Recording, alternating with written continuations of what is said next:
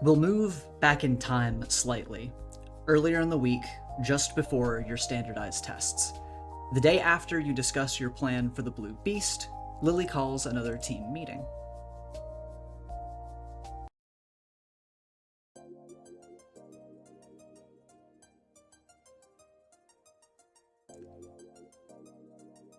When you all gather, Lily hands out a series of laminated flashcards. The Blue Beast plan has been documented and divided into 4 phases, with details such as defensive measures and a few possible backup strategies. You can find this information in your handouts, under handouts and then job breakdown, so I'll let you all look over that now. She made flashcards? She did. I'm impressed. That's really awesome. We've got it all there. I'll also just pull this up here so everybody can see it. Oh, that's hilarious. I'm pretty sure I said I would do this in last session, so I felt like I should. Mm-hmm. Just looking over all the phases. We love a good plan. We love a good documented plan. So you all take these flashcards, look over the different phases of the plan. I want to give you guys a moment in case you want to talk about it, but if you don't, we can just move on. But I wanted to give you an opportunity here if you wanted to. Echo has he like furrows his brow as he reads phase 0 in particular. Alex notices and gives him a meaningful pat on the back. He lets out a sigh and just looks up at the sky. Sleeping in groups sounds like it's time for a group sleepover. Well, I don't know if a hall monitor would get on our ass if we intermingled, but I figured at least Terry and Echo can sleep together. Splitting up boys and girls. Terry would not mind. So do you want to stay in my room or do you want me to stay in your room?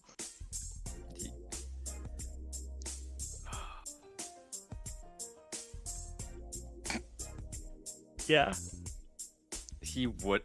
Honestly, he'd prefer it if Echo was in his room because he doesn't want to nail the hammock to Echo's roof. That's fair. That's right, you sleep in a hammock. That's so weird. Yeah. It's awesome. And do the girls decide on what room they're going to be doing their sleepover in? Or are they doing a sleepover? Joey, you don't have a bed, do you? No, I don't have a bed. I actually have a charging station, and I'm not sure if it's a good place for me to, I don't think I can move it. I don't think I can move it really. So I guess we could just go there. Yeah. What's good is there's tons of room in my room because Yeah. I don't have a bed. Works for me. Perfect. So any questions on the plan? We all on the same page? I'm still reading it. I got to the part where it says, "No offense, Echo." Which part was that? Phase 2. Phase 2. Everybody shuffles to the right flashcard. Oh yeah, that's right. Well, I mean, I said no offense. Yeah, no. To your credit, you did. Do not abuse this permission, Z forever in the dome for some other assignment. I will be in much trouble if you do. Okay, good to know. Yeah, I don't know what our final hero exam thing is going to be, but if we're in there, you cannot use that permission. No For an cheating. advantage. Yeah, it will look so bad for me specifically. And you want to impress Nightwalker? Well, no, I just don't want to get in trouble for one. I imagine they'd get in trouble just if we were to, use the abilities to pass the test, and Lily's the one that got us those privileges. Exactly.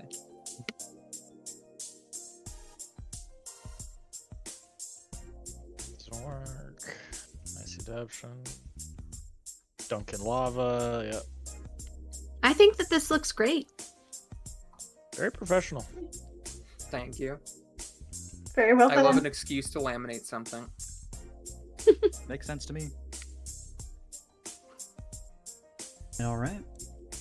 Well, with this discussion, after everyone has their flashcards and their plans for the sleepovers, you all proceed with the week.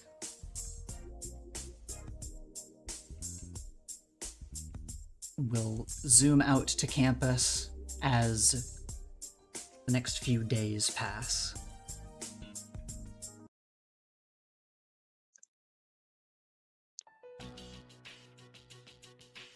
As the week goes on, you spend your days completing written exams. Every evening, your class practices their signature moves, and every night, your team forms groups and sleeps in shifts. The week goes by in a haze of activity. Just exam, training, sleeping in groups, sleeping in shifts. And eventually, you get to the end of the week. Finals week is almost over. You've all passed your written tests, leaving the final crime-fighting exam. When the day of the final exam arrives, you move across campus, following instructions that were sent to your student pads and reaching the dome at the specified time. Notably, Nightwalker is not with you. You all enter the dome together, greeted by a dark room, and a holographic screen pops up in front of you. You see this screen right here pop up in front of you, actually. Ooh.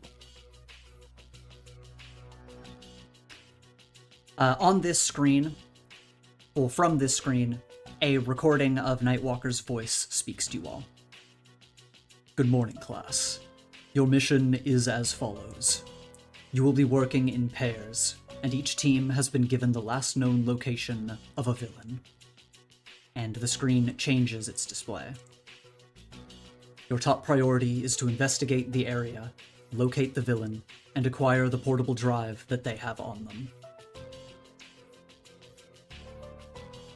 From there, you must assess the situation and decide whether you will retreat to the exit point or stay and attempt to defeat the villain. Whether you escape with the drive or stay and fight, your foe will stop at nothing to make you fail. Now, without any more delay, here are your assignments.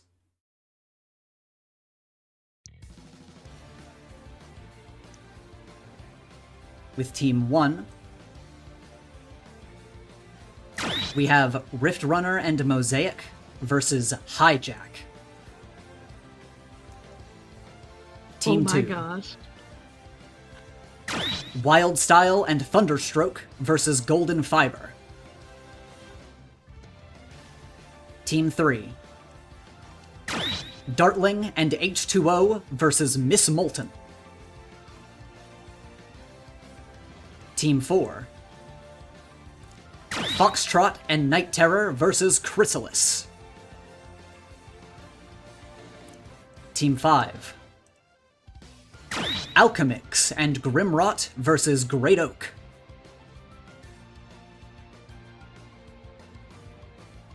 Team 6. Gorgon and Hitmoth versus the Iron Wall. On Team 7. Gravitas and Reverb versus Nightwalker. And finally, Team 8. Mirage and Colony Man versus Jackrabbit. The display clears itself after all of the teams are displayed. And Nightwalker continues. These missions will run concurrently. Assume in this scenario that you are unable to call for backup unless you reach the glowing exit point. Prepare yourselves. When the bell sounds, the test will begin. With that, the screen disappears, and you all make your way to the locker rooms to get into costume.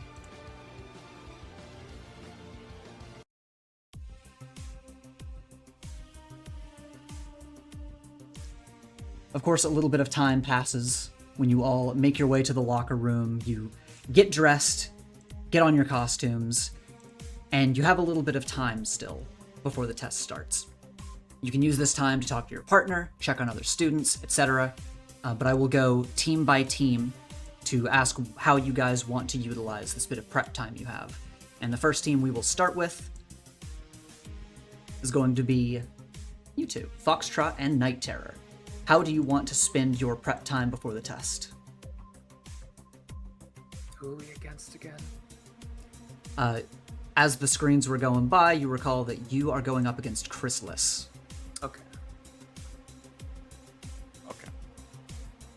What does Here's- Chrysalis do? I'm assuming, or Terry is assuming, that most of the teachers / professors at Star Heights have been recorded at some point doing hero work. As a result, their methodology and how they operate, even if it's not super public knowledge, i.e. they haven't told us, there would be some footage of them in action, to speak. Is this true for Chrysalis?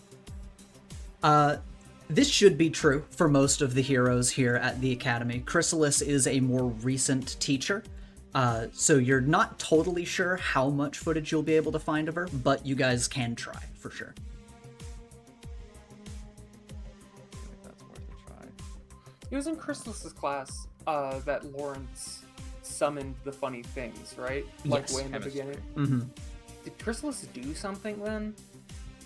I'm trying to remember. Yeah, way back, I'll give you a little flashback that at the time, you were able to see her basically just summon and control bugs. Okay.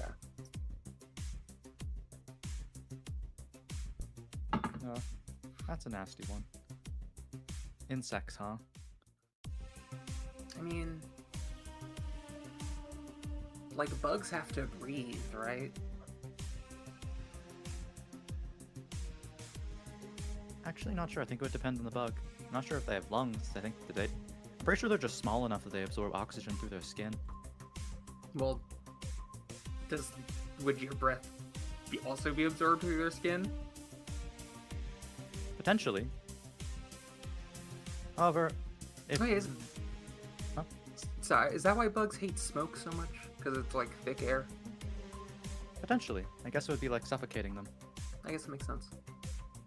The issue would be that if these matchups have been known to our opponents beforehand, they've obviously had some time to game plan against our specific abilities. So, considering our power set that is shared, Chrysalis will definitely have either a variety of insect or a means of dealing with my regular fear toxin.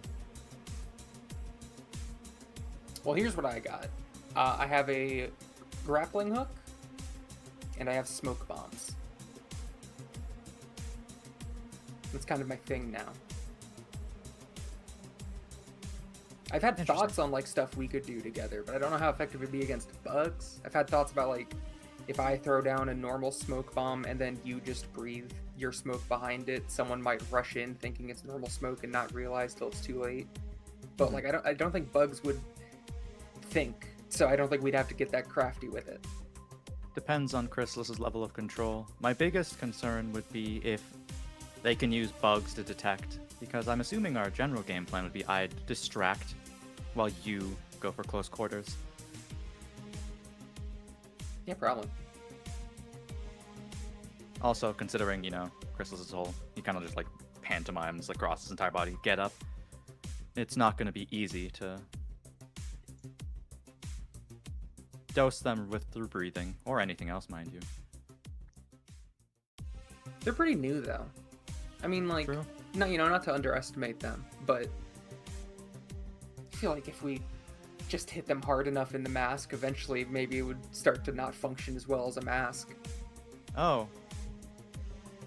Yeah, I was gonna say maybe they're new enough where if I feigned incredible injury or distress, they might actually break character to come help me. But yeah, Oh, that's that true could work too. I just meant I might be able to get a few good hits in, and maybe a few good hits is all I'd need. But that's also true. We could do that. Mhm. I'm gonna get like a bunch of water bottles, Okay. just like plastic water bottles. Mhm. I'm just gonna start pouring them out and just passing them to Terry as we speak, and being like, just fill these up, and I'm just gonna carry a few with me while we do this, just in case I need to throw one or something. One Because of- like your smoke is like smoke that's more easier to dissuade someone from following me than like normal smoke. Fair enough.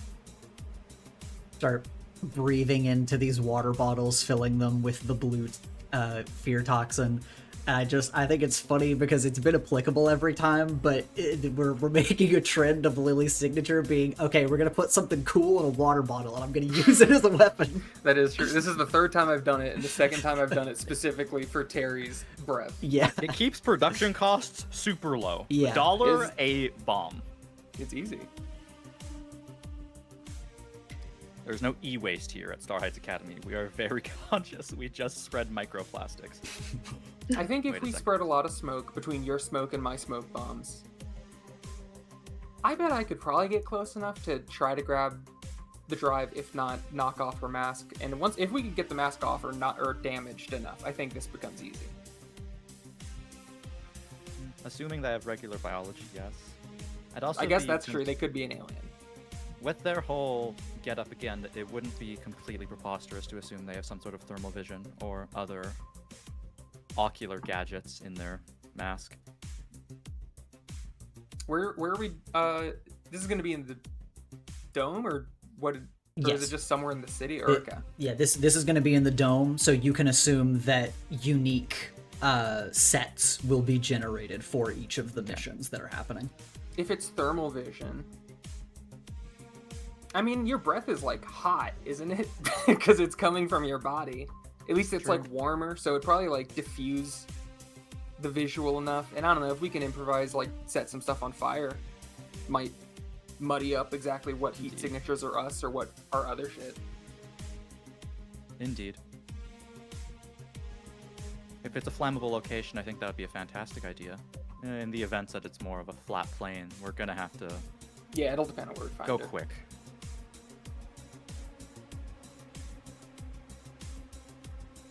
Well, with that planning, do you two want to check in with anyone else, or are you two going to stick to each other and just keep hashing out plan stuff? Terry is going to look around. Which group and by like which duo looks the most anxious about their matchup? Ooh, roll. Dare I say afraid? Who is the most I feel afraid of their I matchup? want to ask almost, is this like, can we do like a mundane rumor roll on top of this? Oh, Yeah, We're well- all in the locker room, so I feel Yeah, if I you feel like this is a great time. That'd be okay, fun. if you want to Been a do, while.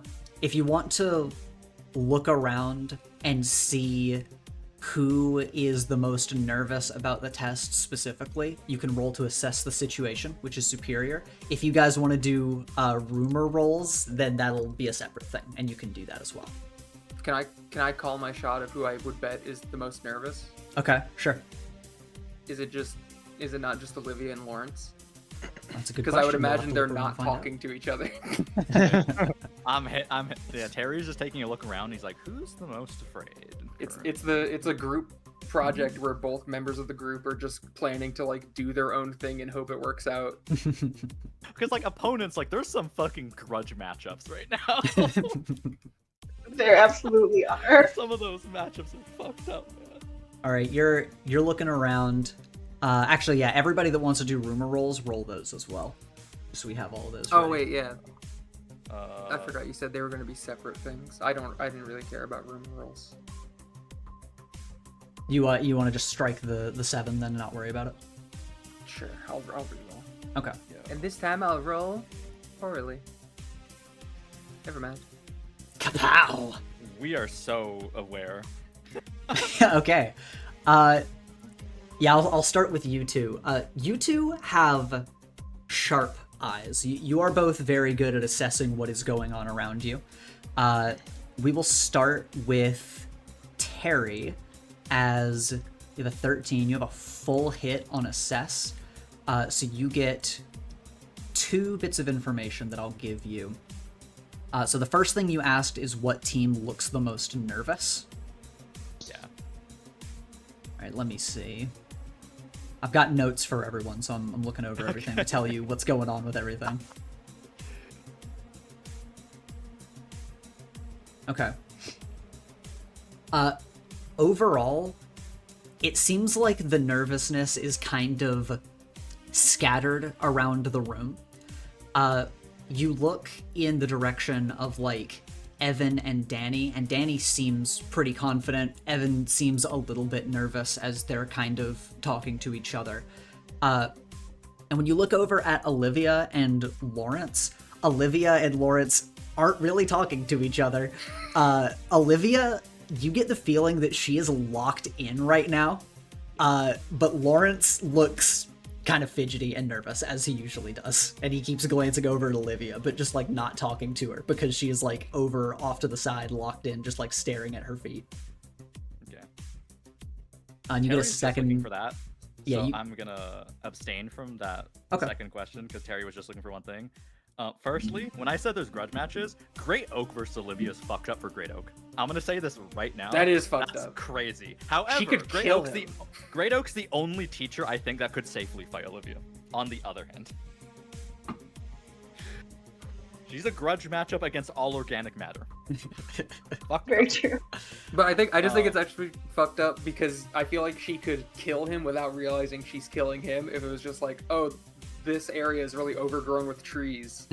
Tries to clear it and he's like, ah, my tendrils! Yeah, so in like that moment where like Terry could suss something else out, he's gonna go, Lawrence, you got this. Get him.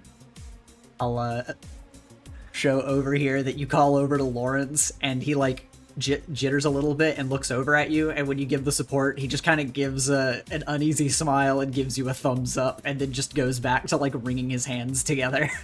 What doesn't kill you makes you stronger. Yeah. Just talk to her, loser. Oh yeah, that too. Communication's important. You know what? She's nicer than roll- me, and you've talked to me. Both of you roll comfort or support. Aw, here comes the double fives. That would really be fitting after. All right. We're the fucking predator like buff handshake right now. You're both giving the advice and are both very forward with it, and you can tell that he's like, he knows that he should and he knows that you're right, but he is still just very nervous, and he just kind of like keeps to himself. And he kind of moves over to a different corner of the room. Lily, also, you got a fucking kapow, a 14 in superior, so you can also get 2 bits of info from around the room if you so choose. I also just kind of wanted to know who was the most nervous. I'm trying to think if there's any other questions I'd be interested in. No, actually, as a brief look over, because we're going to go to the other player teams in a second, but just going down the line for these two to pick up on, Chloe, how does Mosaic seem like they are feeling, like, outwardly? I want to say that it has to look right now like Mosaic and like Echo. Because I'm on Echo's team. Yeah. Yeah. It has to feel like, if you're looking over, I feel like they're like riffing really hard. It just looks like two people who are like in a mode, basically. I feel like Okay, when you say I don't riffing, think what do you mean? like yeah, and then you'll get them in the portal and it'll be like whatcha, and it's like yeah, and then we'll just kind of throw them into another spot, and then we can, you know what I mean? Almost just kind of like doing a back and forth of the plan, essentially. I already know like probably a direction to go whenever it is actually our turn, but it probably just looks like we're having like a fun conversation right now. Okay, Echo, do you agree with that? Yeah, I'd say so. Okay. Sounds good. And going down to Gravitas, how do you think Alex, like visibly, how do you think she's looking and feeling about this before we move over to you to your actual turn? I think she's trying to get locked in, which is why I didn't worry about doing rumor rolls or anything. Like, she's trying to let all that stuff roll off, so she's trying at least to embody like a confident and prepared persona, and just like try to talk to Gabe and figure out their strategy. Okay. And Lily, you'll also note that with Alex kind of being locked in and kind of approaching Gabe, you see that Gabe is being about as standoffish as he usually is. So that's what you see from that team. So that is all the information you guys gather from around the room. Who looks the most confident? What team looks the most assured they've got this in the bag? Let's see. Most confident is Nelson and Priscilla. And they don't, like, they seem That makes to sense.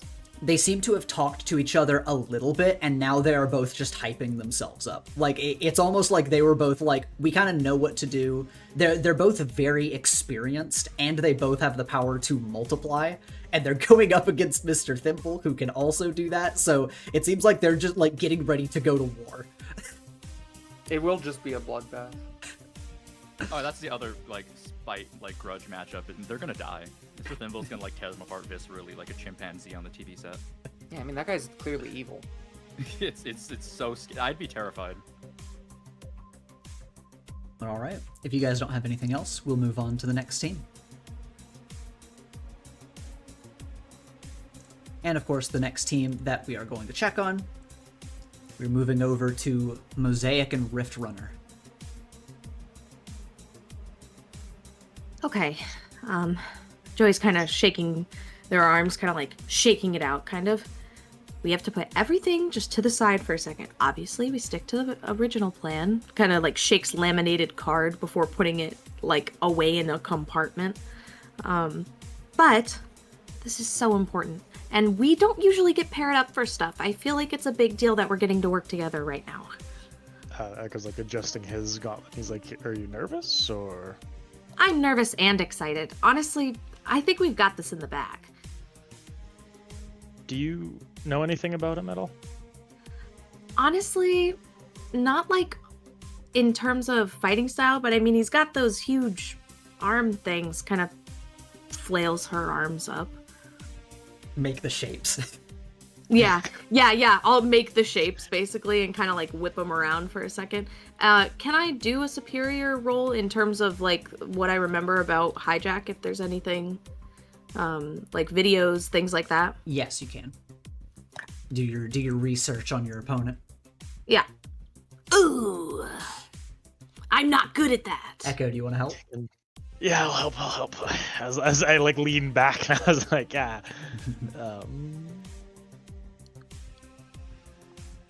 Okay. And your sharpened eyes, of course, definitely help with Spark being able to help you guys research. So that means that, Echo, you really get 2 questions in your research into Hijack. Echo's gonna pull out his pad and start doing a couple searches.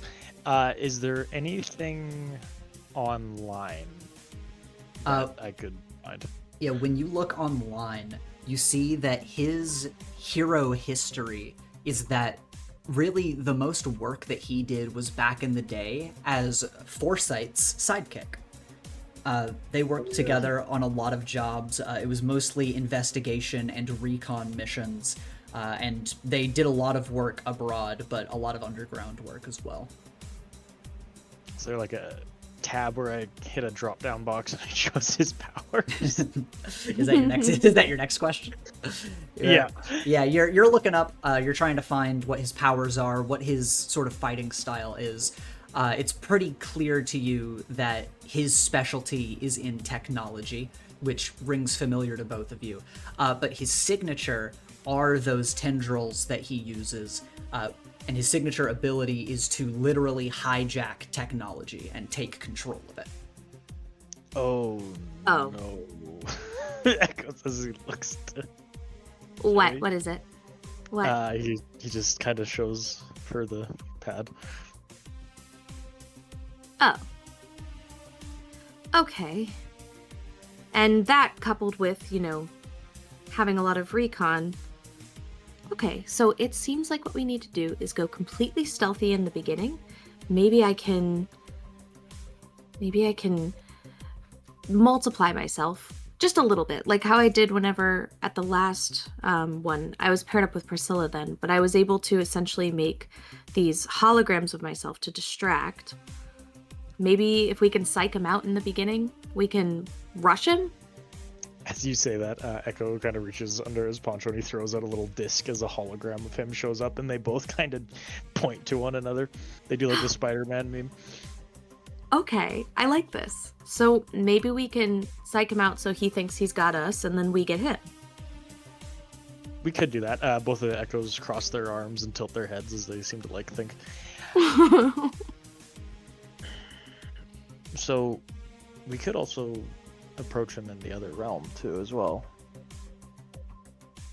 and then get the jump on him. But the problem is we don't know, because if we get you close, that might be bad. Do you think he'd be able to? Possibly. I mean, we shouldn't rule it out. We should expect the unexpected. I guess that's true. So maybe scout it out, stealth it, and then when we get close, we try to jump him, confuse him with our holograms, and then see if we can pick the drive off him, depending where it is.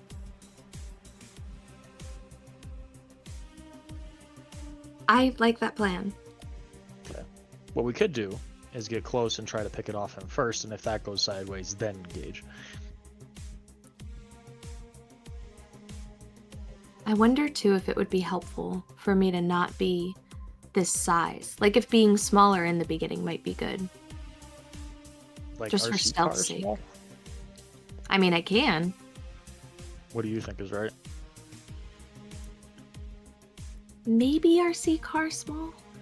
Because we're gonna be in the sand realm, so. I don't know exactly how teensy tiny I could get, but I know that if I made myself a little bit smaller, maybe, again, distraction setup and everything, I could also make it so that I can maybe jump up or fly up in a way so that I could snag it. My other question is, are we fighting or running? After we That's get a- the drive. Well, thinking back to like the beginning instructions, is it that we have to defeat them, or is it just a more so the matter is get the drive and get out kind of? Like, cause it did, I don't recall it saying like either one is like better or worse. You replay Nightwalker's directive in your mind, and it just replays saying, your top priority is to investigate the area, locate the villain, and acquire the portable drive that they have on them. From there, you must assess the situation and decide whether you will retreat to the exit point or stay and attempt to defeat the villain. Okay, so it's up to us to assess. Mm-hmm. I think that we should have two plans. And one being, the exact situation, how the fight is going, and whether or not we need to retreat, and then the other just being, the way he says that we should assess the situation, maybe there's more than just a villain waiting for us with a drive. Maybe there's, other aspects to this that we can't consider until we're there. It's just we're not, well, at least I'm not. I know you can be, but I'm not exactly a powerhouse in that way. We're more suited for mobility. Okay. I definitely don't want to, I don't know. I think we can get the drive and get out. I have a lot of faith in that. Now, actually, with your portals, does it say anything about us leaving the dome? Is there ways for us to get the drive, hop into the sand realm, and then get to the other side? Echo closes his eyes and thinks if Nightwalker gave him specific instructions before this. No. He didn't. The only goal you have is that you have to reach the glowing exit point. And we don't know exactly where that is, right? No, you do not yet. Okay. Well, I guess, again, that's something we might have to play by ear a little bit. If we don't know where the exit is, then a part of finding it might be having to deal with him for at least a second. That's fine. I think we can at least do that. Hopefully. I know we Although- can. I am a little curious how much he knows about my type of technology. He did put the device on my gauntlet here. Oh, yeah. So we might have studied up on it. Well, maybe that's good then. Because he might not expect us. He might expect us to use it right away. Whereas we might also just do more stealth stuff, and then by the time we are using it, we're just getting the heck out of there. Yeah, that's fair. Okay. We got our plan. We've got our plan. All right. With that last bit of your plan pieced together, do you guys want to spend the rest of your time just, keeping it to your group and just going over whatever you can, or do you want to look out to other teams briefly? I forget. I rolled mundane. Did you already tell me what my rumor was? No. Okay. So yeah, you rolled rumors and you failed your roll, which means that the Yes, I did. rumor ends up being about you. Yeah. And there's no malice in it, but you do get a lot of eyes around the room glancing over at you, a little like almost apologetic, as you know, a lot of the students kind of understand what Hijack's thing is, and you get the feeling that they look at you and they're like, oh, like Joey is specifically at a disadvantage. And it's not that they think you can't do it out of like your capability. They feel sorry for you because they're like, oh, but it's like, oh, Joey's been put in a disadvantageous situation specifically. But of course, yeah, as you're looking around, you do see scattered nervous faces that aren't necessarily directed at you. So there's a lot of mixed feelings in the room. Yeah. Okay. That doesn't feel the best. Also, I wanted to bring up real fast, my burns and flares thing is not on my sheet. I don't know why it would not be. It's for some reason it's not. I feel okay, you changed it. You do have to be on the newborn, because it's a thing where certain playbooks have access to certain other playbooks moves because it's an advancement. So it should still be here on the newborn actually version. I was thinking that, and so I already tried that, and if you look, it's not there either. Advanced special, and then there it is. You have to recheck that at the very bottom. Oh, okay. Yep. And wait, was that actually not on the other one? Hold on. Now I have to double check. I'll check. Okay, thank you. Yeah. Now I know. If it has advanced special, it might be for another playbook, so just play around with that. But if you need that, that's where it is. Okay. But okay. With that, we will move away from your team. But I'm gonna roll that also, just as a heads up. Oh yeah, My actually, burn. go ahead and roll burns and flares for me. Okay, cool. Oh, and also, can I unmark damaged? Yes, you can. Okay, good. Yeah, every time between sessions where some time passes, you can unmark damaged. Yeah. Okay, I gotta turn this down. Okay. Damn it all. That's a miss. What is that? Yep. I have to mark condition. Is that stinks. Is that 3 conditions for a... Yeah, I've never rolled that low with no conditions marked. That's actually crazy. How many do you have marked because of that? I have 3 conditions marked because of it. I had no conditions marked going into this. Oh, which conditions are you marking and why? I don't know. I don't have reason to feel any of these feelings actually. I don't have I'm not really, my character's not really like angry at the moment, or guilty, or hopeless, or insecure. It makes sense to be a little afraid maybe, but I wouldn't say. I'll mark insecure because of the rumor mill thing. Okay. Can I roll mundane to like do, if Echo sees this, to like clear one of those conditions real Try quick? to comfort or support? Yeah, sure. Yeah. I marked damaged as well because I have to mark 3. You look over to Joey and you see Joey starting to rev up with power, and similar to having done birds and flares a little too hard in the past, a few gears turn too fast and a little burst happens and you feel charged full of power, but Joey gets slightly damaged and is already a little emotionally off kilter because of the rumors, and this just does not help. Oh dear. Okay, I am going to roll mundane. 8 hit. It's a partial hit. On a hit, they hear you, they can mark potential, clear a condition, or shift labels, so you can clear a condition. And yeah, what do you say to Joey as you see Joey charging up and feeling a little concerned here? I'm just gonna like pat Joey's shoulder and go, "Hey, we got this. We'll do good, okay?" And he kind of like offers you a fist bump. Yeah. No, yeah. I kind of like, I clear afraid as a result of this. I do trust that like Echo's not gonna let me down. I think I'm gonna keep insecure. Okay. Because after this moment of like yeah, okay. I'll like look past Echo for a moment and notice like someone's head turn away from me, like they were looking at me again, and I'm like, oh god. All right. A good. I have 4 conditions marked. What conditions do you have marked? Honey, Echo, we've got this, Echo. Bat Echo shoulder. You we notice. can do this. Yep, you notice in Echo's eyes that Echo is also unsure, and you're like, "Yeah, we do have this." Fist bump. Yeah. You gotta believe what you're saying. I'm gonna unmark afraid. All right, there we go.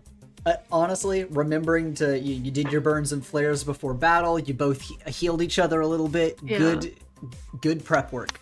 Good prep work. Yep. You two are comforting each other, building up that morale. We'll move away from your team. We'll move over to the last team that we're checking in with, being Alex and Gabe. Alex, of course, you've been kind of locked in trying to psych yourself up. Gabe is relatively nearby, but, just enough space between you that he hasn't actively moved to talk to you. And so, of course, if you want to move to talk to him, you can. Yeah, I'm probably going to try to approach him and see if we can figure out a plan so we don't just go in there blind. Mm-hmm.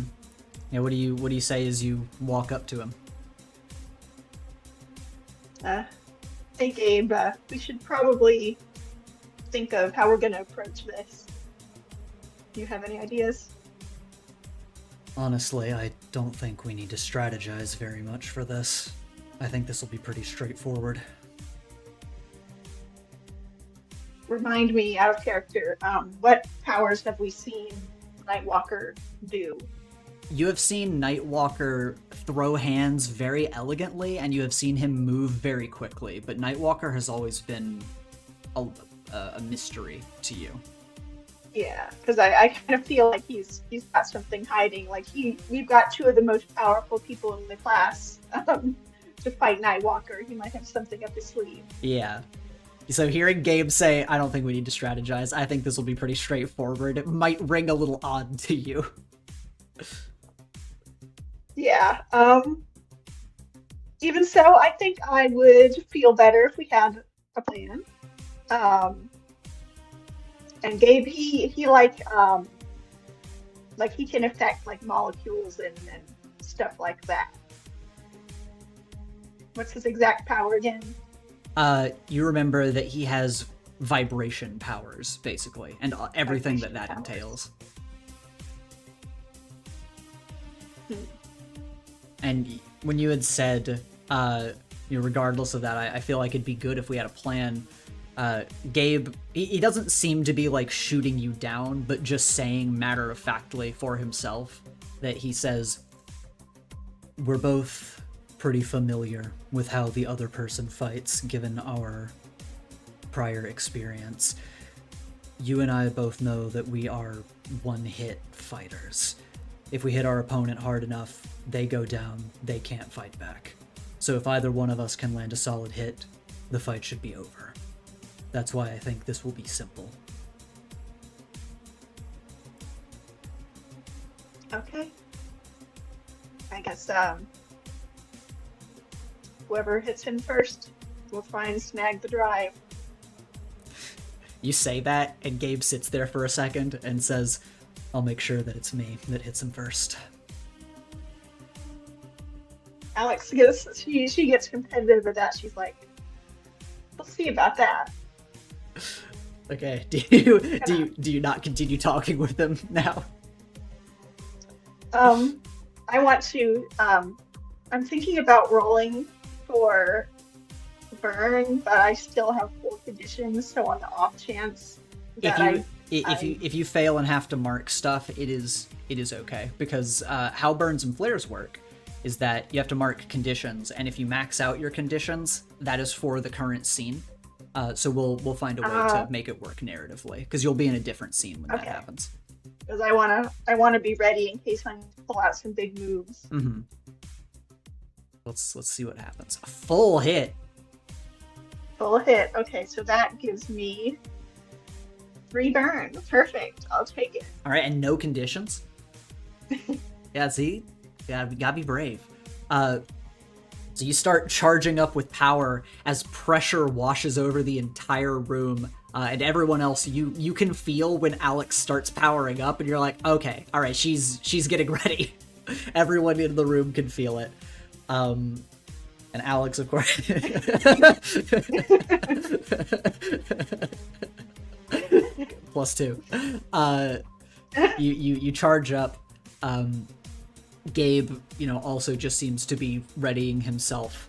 And given that you kind of tried to strategize with him and he didn't really give you much room to work with, and then you both got a little competitive, you do have some time. If you want to go check with other teams, you can, including player teams, or you can just spend the time trying to hype yourself up.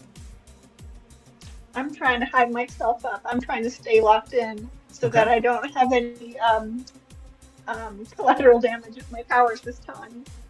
Sounds good. All right, well, with that, you charge up your powers. You go to kind of spend a little time to yourself to de-stress, and after a little bit of time, the bell rings, signaling you all to make your way to the starting areas. The final exam is officially underway. We will move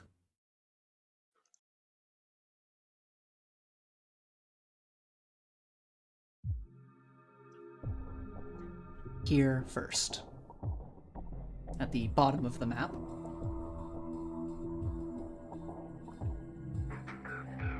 Zoom in, and we will first join Foxtrot and Night Terror as you find yourselves outside of an abandoned one-story building. A series of narrow apartments line the street on either side. And this seems to be where your lead for where the villain is has drawn you to.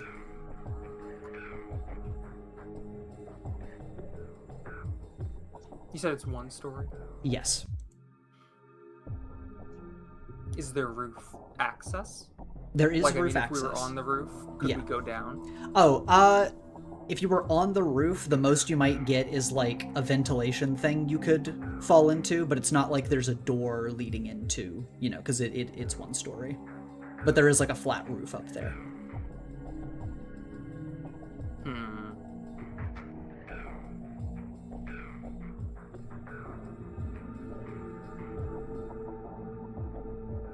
These windows? Yes, these are boarded up windows. They're boarded up with just planks of wood pretty thoroughly, but the building looks condemned.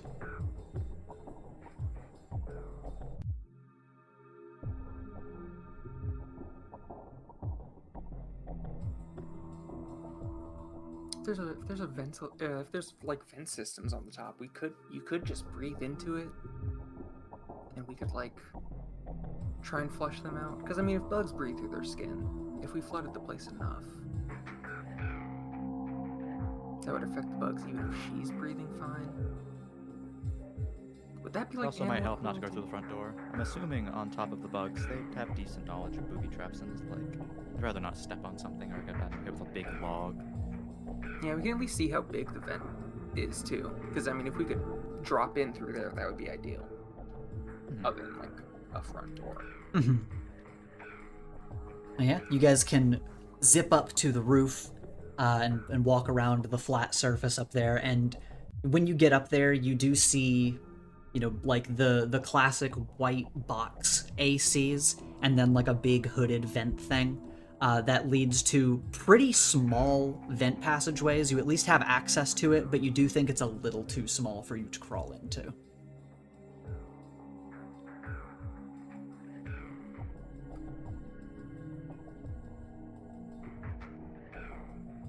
This is literally just a front door. There's not a back door. There is a back door. As you look down on the other side, there is actually a back entrance, which I will show you. At the top of the map, when you look down on the other side of the building, you see that there is an alleyway behind the building, and you see that there are some large shutter doors, as well as another window boarded up with wood. Any noise coming from the building? Roll to assess the situation.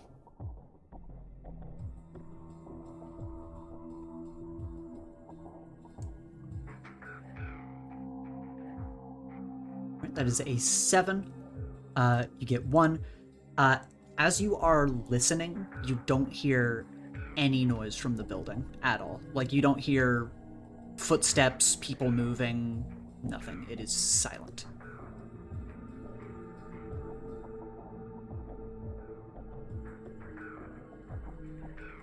Okay, how about this? We can't squeeze through the vent, No. but we could still do stuff with the vent. How about you get to the back with the shutter doors? I'm gonna throw one of the water bottles with your breath down there to, like, burst open, create some noise, and a bit of a distraction, and then we can try to open the door. Because I'm afraid it'll make sound. If we can start slipping the shutter door open without it being the most obvious thing in the world, that would be ideal. True. Okay.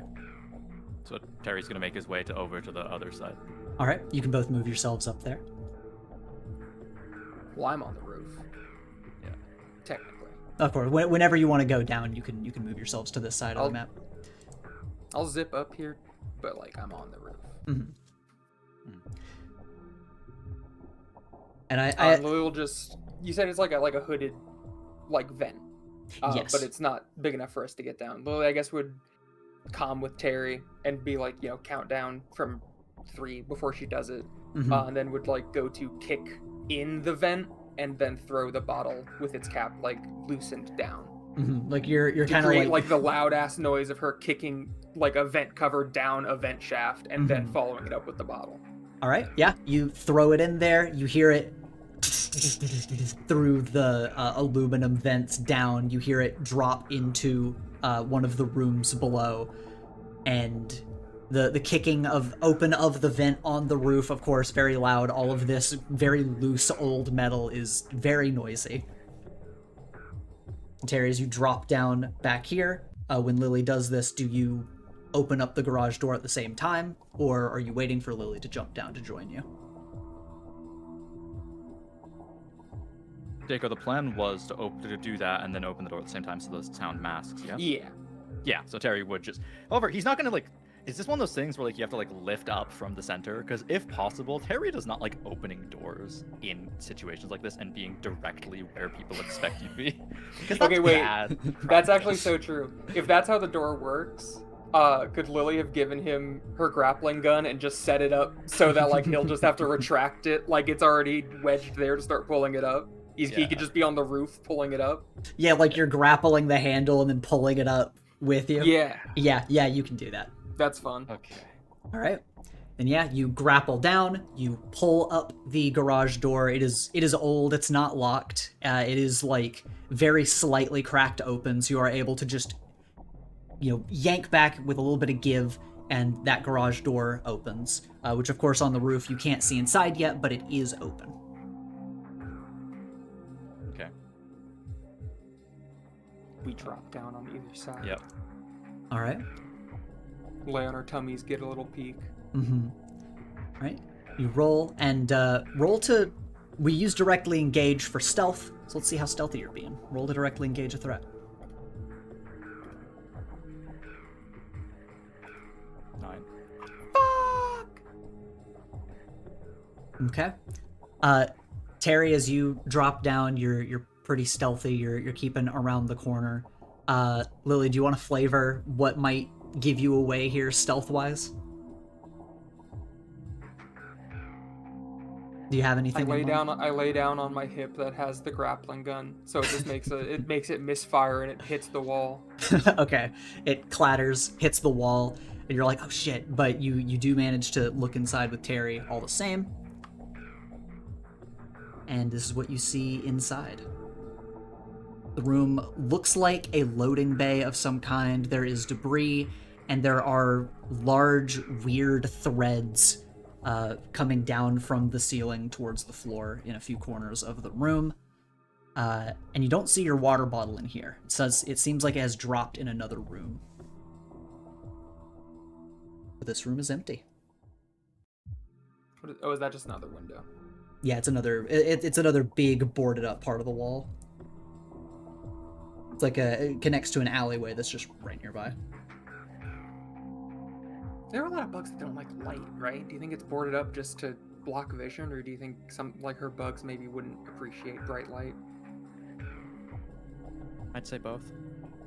If I had to. I don't have a flashlight on me, so I guess that doesn't matter.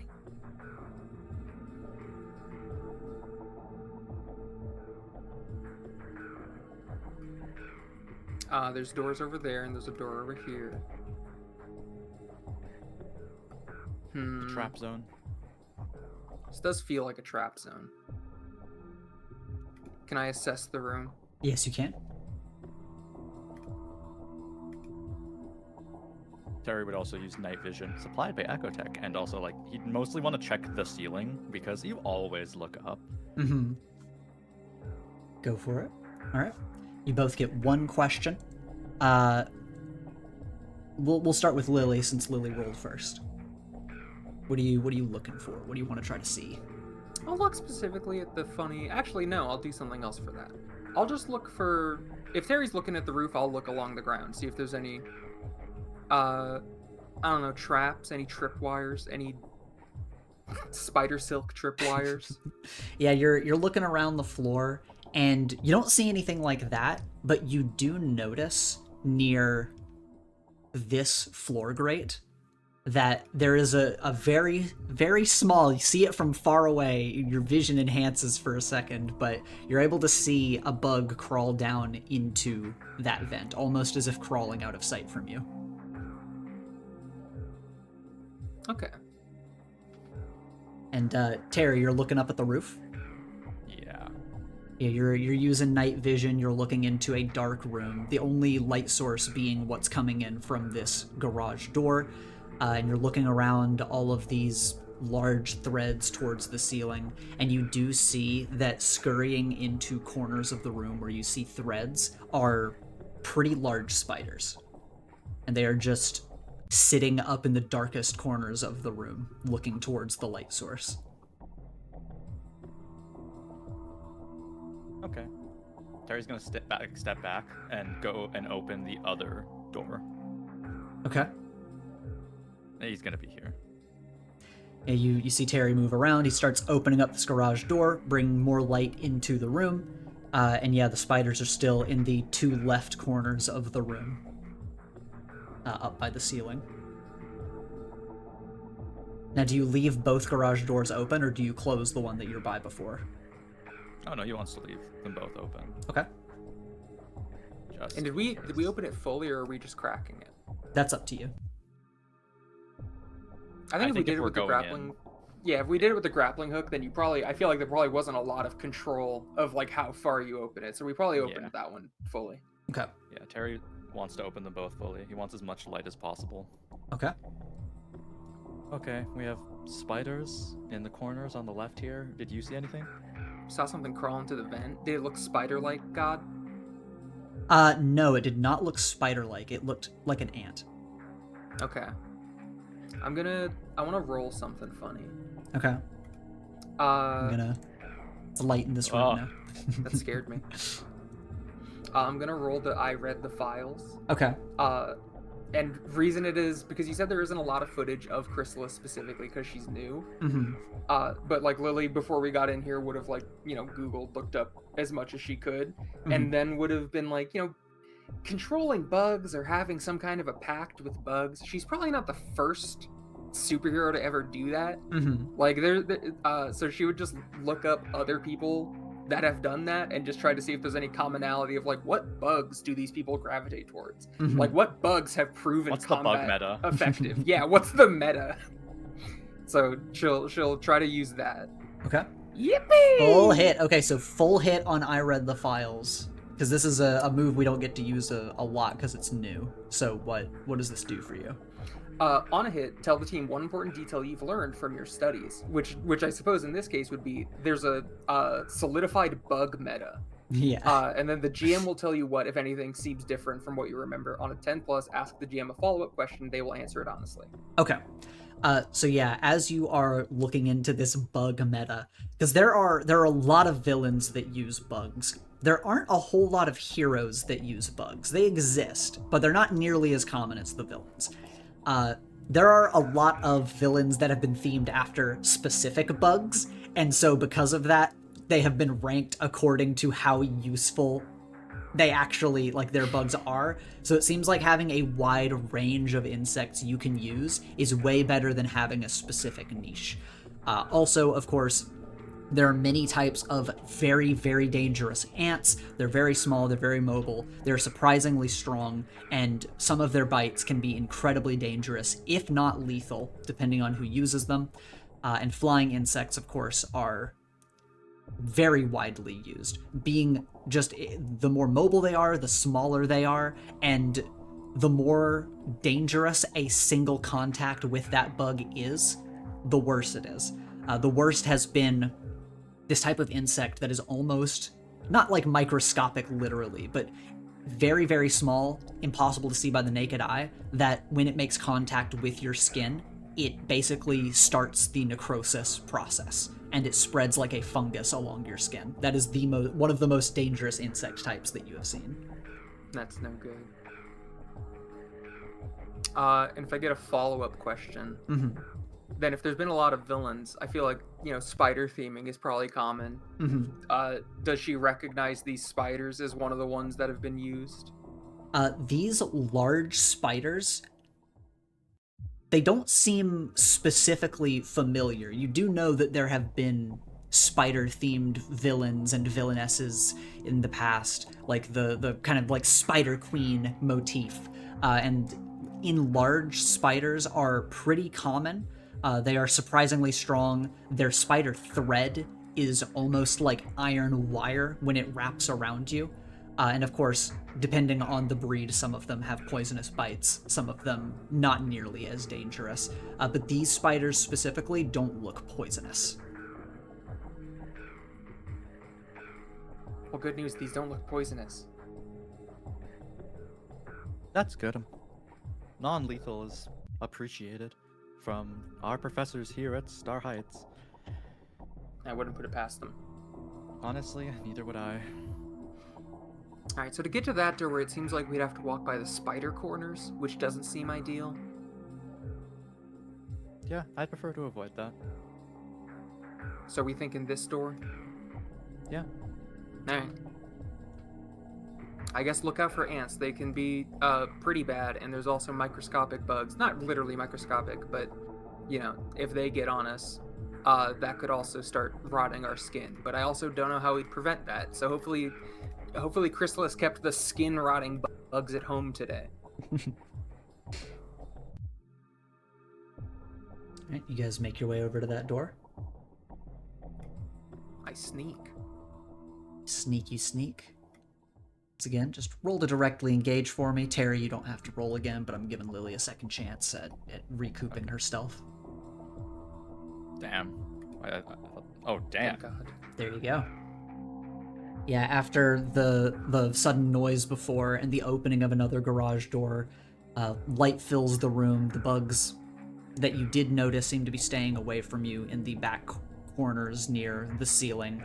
Terry, you can see them with night vision. Lily, you can barely tell they're there, and it's because Terry pointed them out to you. But you both stick to the wall, you sneak over to this door, you go to try the handle, and you're able to open it. And without much give, it opens to a dark stairwell that leads below. Oh, God.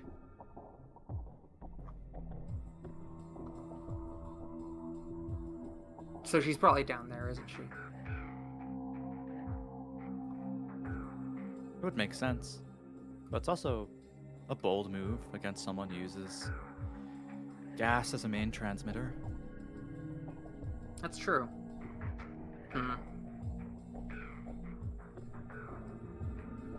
Over there I see a vent. Mm-hmm. What is all this crud on the floor, by the way? It's just random bits of dirt, debris. It's a condemned building. It is just a mess in here.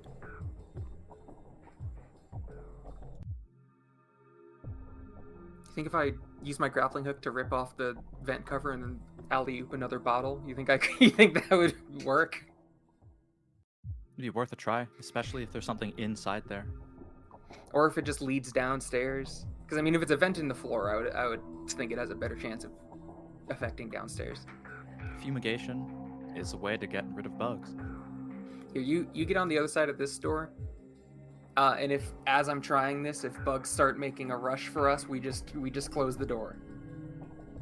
Terry, before going in the door, looks above the door, like where he would have walked in, because he's always going to do this. Yeah, of course. There's a big ass spider like its fucking peak. Yeah, actually, that's kind of what he's thinking. Because they positioned like fucking traps. All right, roll to assess.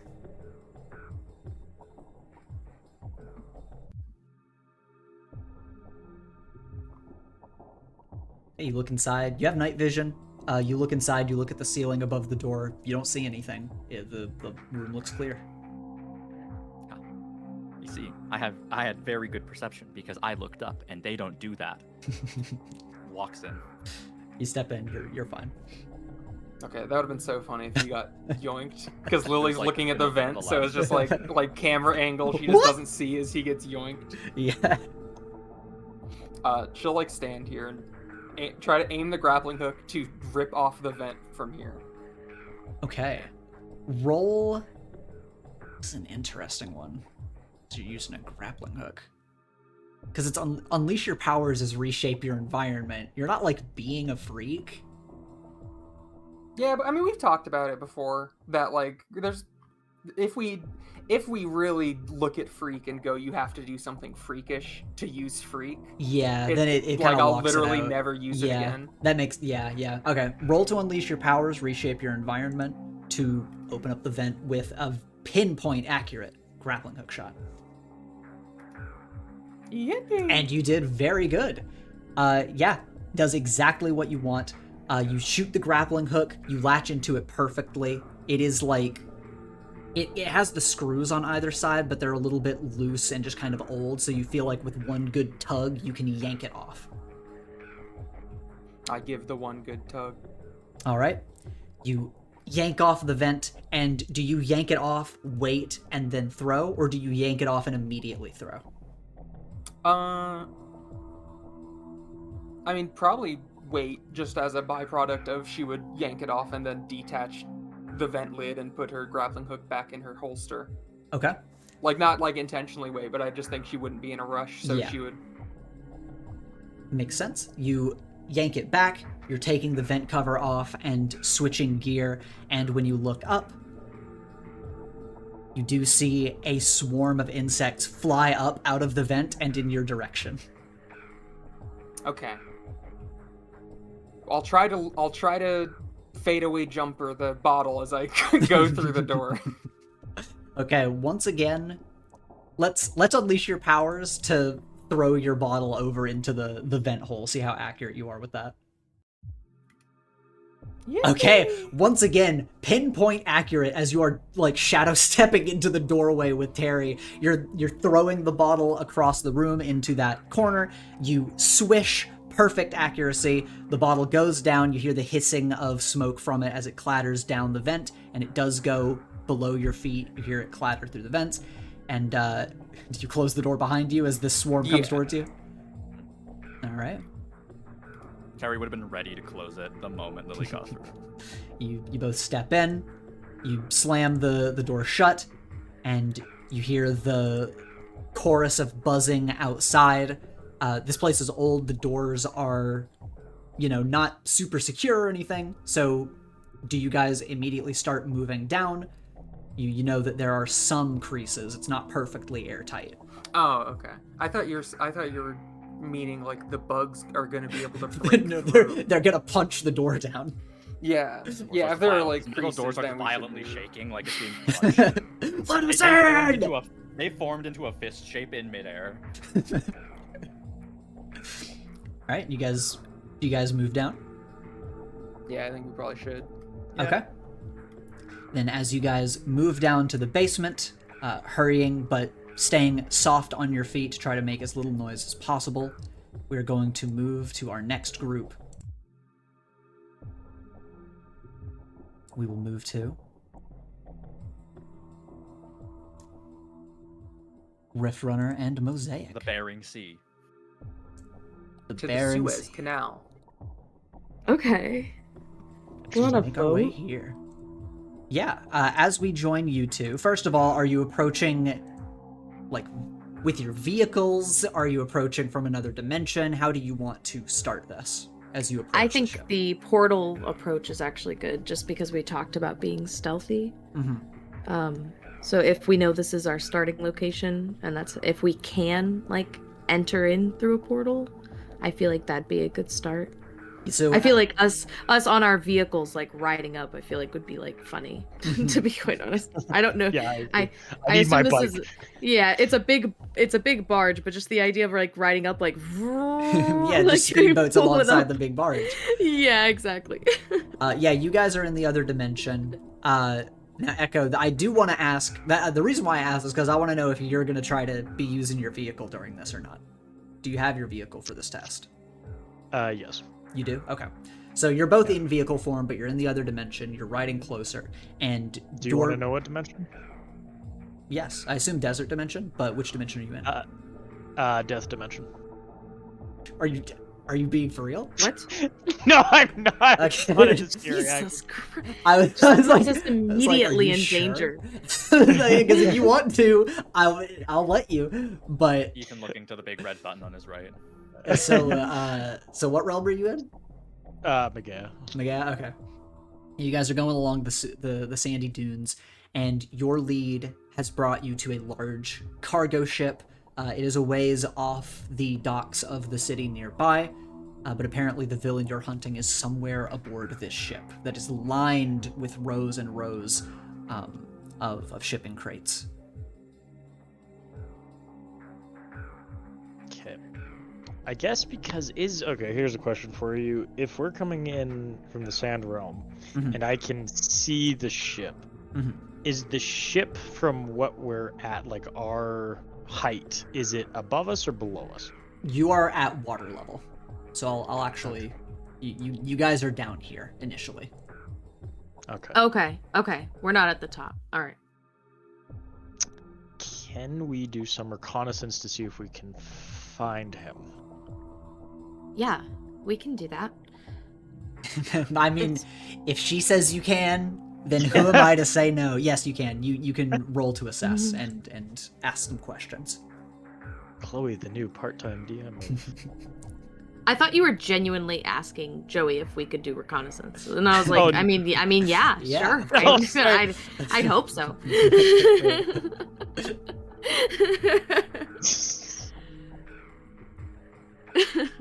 Oh, All right, baby. that is a full hit, and you've got sharpened eyes. You've got 3 questions. Where is he? You're doing reconnaissance. You can't see him. You are able to see the outside of the ship, and when you ride towards the ship, you can be on the same plane in another dimension and look around the inside of the bottom of the ship, but it seems like it's more shipping crates. So you can at least say you don't think he's in the bottom portion of the ship. Okay. Not that good for- of reconnaissance if we can't even answer where the guy is. Yeah, like what the heck? Yeah. Do you have a question I should ask, Chloe? I guess I was thinking for a second if I'm already getting a vibe where I feel like we are the ones that are going to need some sort of like goggles that can detect heat or something like that, because otherwise it's going to be us looking through 80 million shipping crates.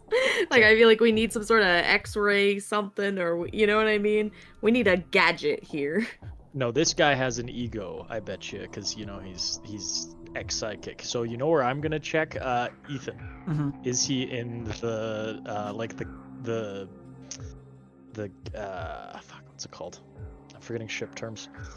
Where like they steer the ship, the helm. The helm.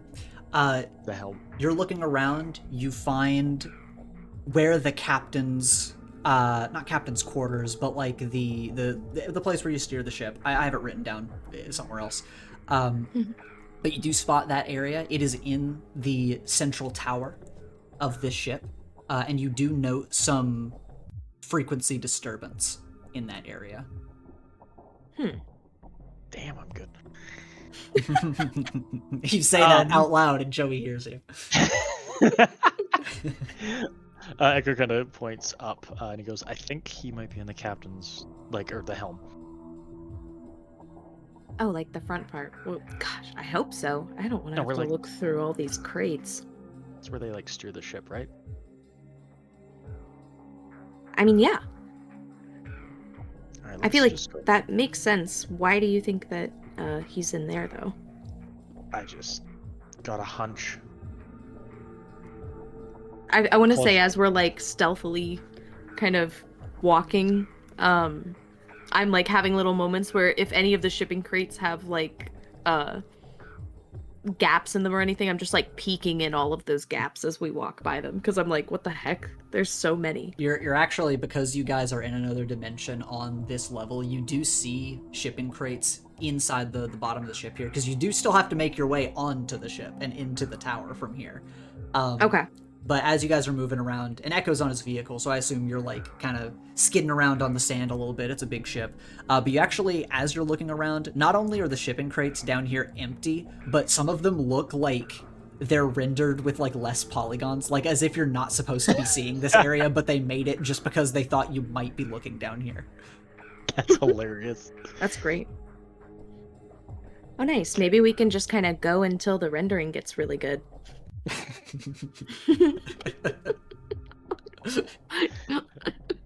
Maybe that's where the boss is. Yeah, probably. Like as the shapes stop getting worse, you know. You just gotta get the shapes to be a little bit better, and We're maybe gonna get the it'll- shapes to be a bit better, and then we'll find the place we gotta fight. We open one crate and it's just Ethan there with like a sign that says "Do not come in here," just hammering it down. You do have one more question. Can I? This is gonna be a hold question until we get up to the captain or the helm. Can we? This isn't my question about seeing things, but can we hover up? Can my vehicle hover up to it? Can your vehicle fly? I think you've flown your vehicle before, haven't you?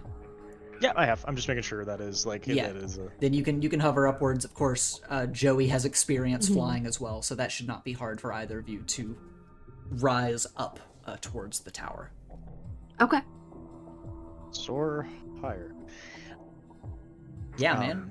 Yeah, hey, you know what? Hell yeah, man. Soar higher. Finally living up to the Star Heights spirit. Yeah. Can Put we that go on a up? shirt.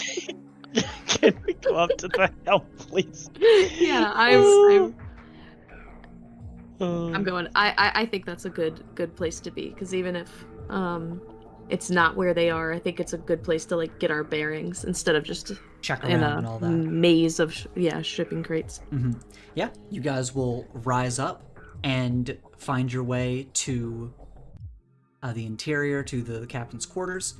And as you guys are making your way, we will move along to our next team. You got it. Ooh.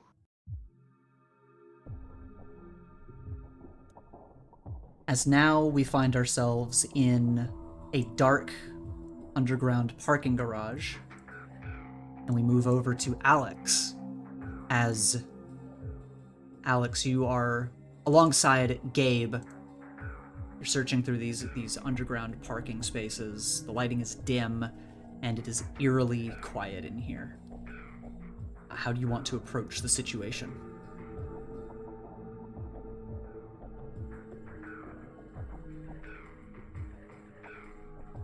If you're talking, you're muted. Oops. I wanted to ask if it would be possible for me to maybe kind of reach out and sense gravitational waves and see if I might be able to sense where he's at, somewhere in this dark garage. You can? Yeah, roll to unleash your powers. Hell yeah.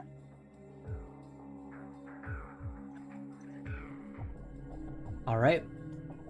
I can tell you how it's unstable or temporary, or you can mark a condition. Let's go unstable or temporary. Okay. You pulse outward with your gravity sense to try to feel if there are presences in the room, the stability of the room, and you're not really able to feel individual presences, kind of blocked by all of the pillars and cars throughout the room, and just all the stillness in the room. Almost like nothing in here is moving but you two. But what you do feel is that in this underground parking garage, it feels fragile. Like, it feels like a piece of paper that you could crumble in your hand. Well, that's not bad at all with Alex's powers. And with Gabe as your partner here, both of you focused on destruction. And I'll ask Gabe if he has any idea where Nightwalker might be, or if he can sense him. Gabe just shakes his head and looks to you and says, "Do you want to search solo or stick together?" I think sticking together is for the best. There's a beat of silence as he seriously considers. Roll to pierce the mask. Okay. I'm not good at this. Mundane. You get no read from him as he just turns around and starts moving away from you. Okay. Do you let him move away? I'm gonna let him move away. No, Okay. no. I'm gonna follow him. We're gonna work together. We were assigned to be a team. You start following him, and he turns around and looks at you and just says, "Don't follow me." I inch closer. He just stops and turns to face you, looking around and like kneeling down a bit. Do you deal with him? I do, with an expression of mild confusion underneath my mask. He just looks at you and says, "With our powers, we're at a disadvantage down here. If we fight near each other, we'll probably cause a collapse. I also want to attack him before you do, so I think we should split up." This is making sense to Alex now that he's saying this out loud. We probably should split up.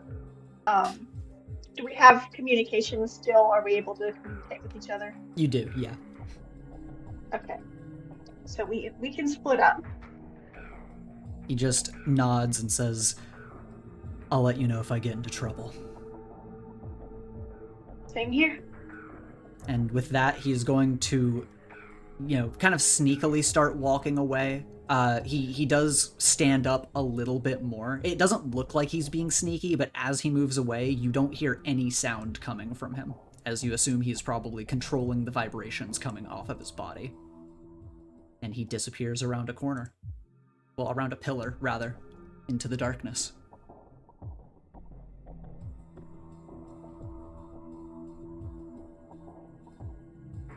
Well, I guess if he went that way, I'm gonna go a different way, and whoever finds Nightwalker first finds Nightwalker first.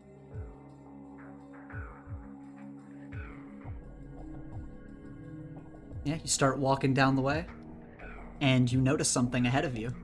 As very quickly, you notice in the darkness... Oh, stop moving. You notice in the darkness the silhouette of a person's body on the ground. It is just limply lying there. Well, that's not good. What is your reaction to this? I'm going to approach and make sure they're alive. Okay, as you take a step forward, a hand reaches out from behind the pillar, grabs the body, and yanks it further into the darkness. Roll to assess the situation.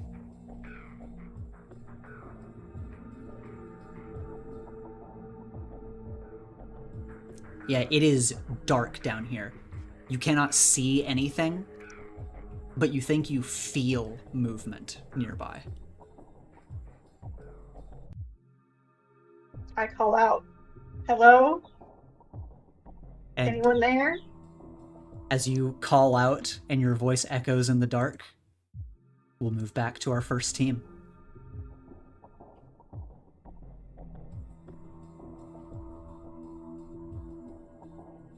As Foxtrot and Night Terror make their way down the stairwell to the basement.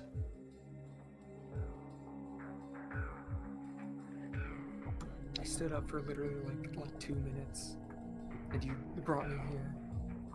I wasn't here for whatever the transition was. I thought I would beat.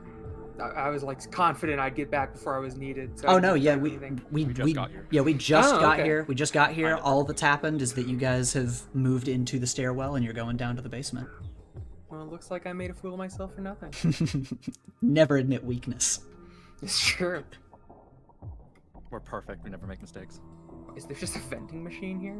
Yeah, there's just a vending machine here. Why am I so suspicious of that? Am I crazy? That feels like I feel like if we walk in front of that, it's gonna attack us. I mean, it looks like a vending machine that was placed here a long time ago, and it's just as aged as the rest of the building. Okay. The asset makes it look pristine. So I appreciate the clarification. Yeah.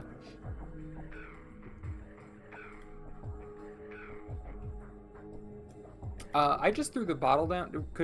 Do I hear any noise deeper in? As you dropped everything you were holding and ran into the stairwell, Yeah. you guys are going down the stairwell, and you do hear a distant clattering in the vents, and it seems to land kind of parallel to where you guys are, to your current left on the other side of a wall. It seems to have gone in that direction.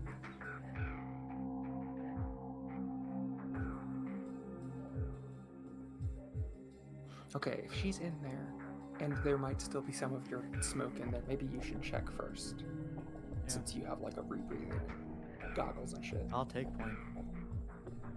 And just because Then the walls are all parallel, there is a door here that you're able to see. So this is just a wall and a door in front of you.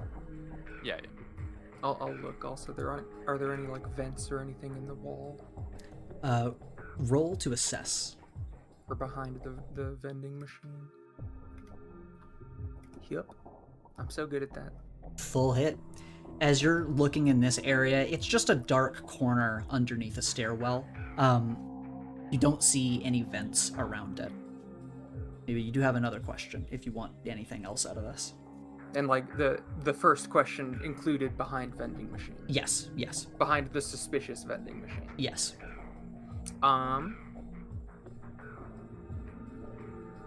guess I really don't. Can I hold it, or do I just throw it away?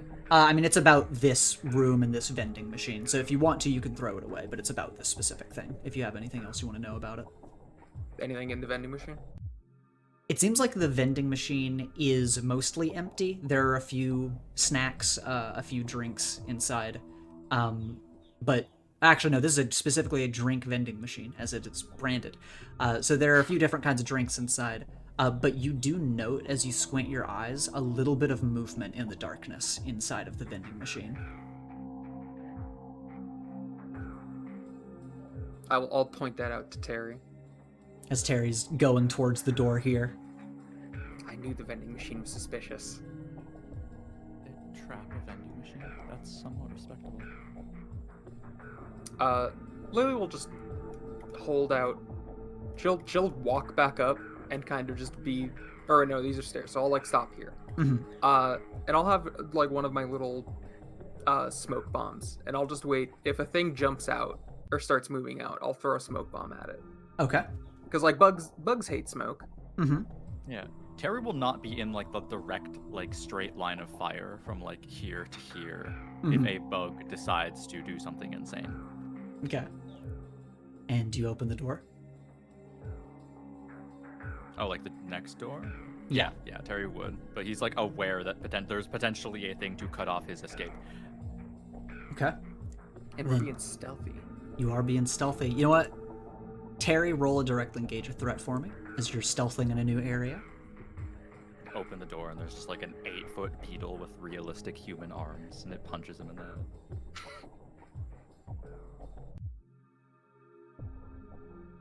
Okay. We're so good at this. You're being so stealthy. Without a sound, you open the door and you're able to peer inside. And you see this. As you open the door, you see this room in front of you.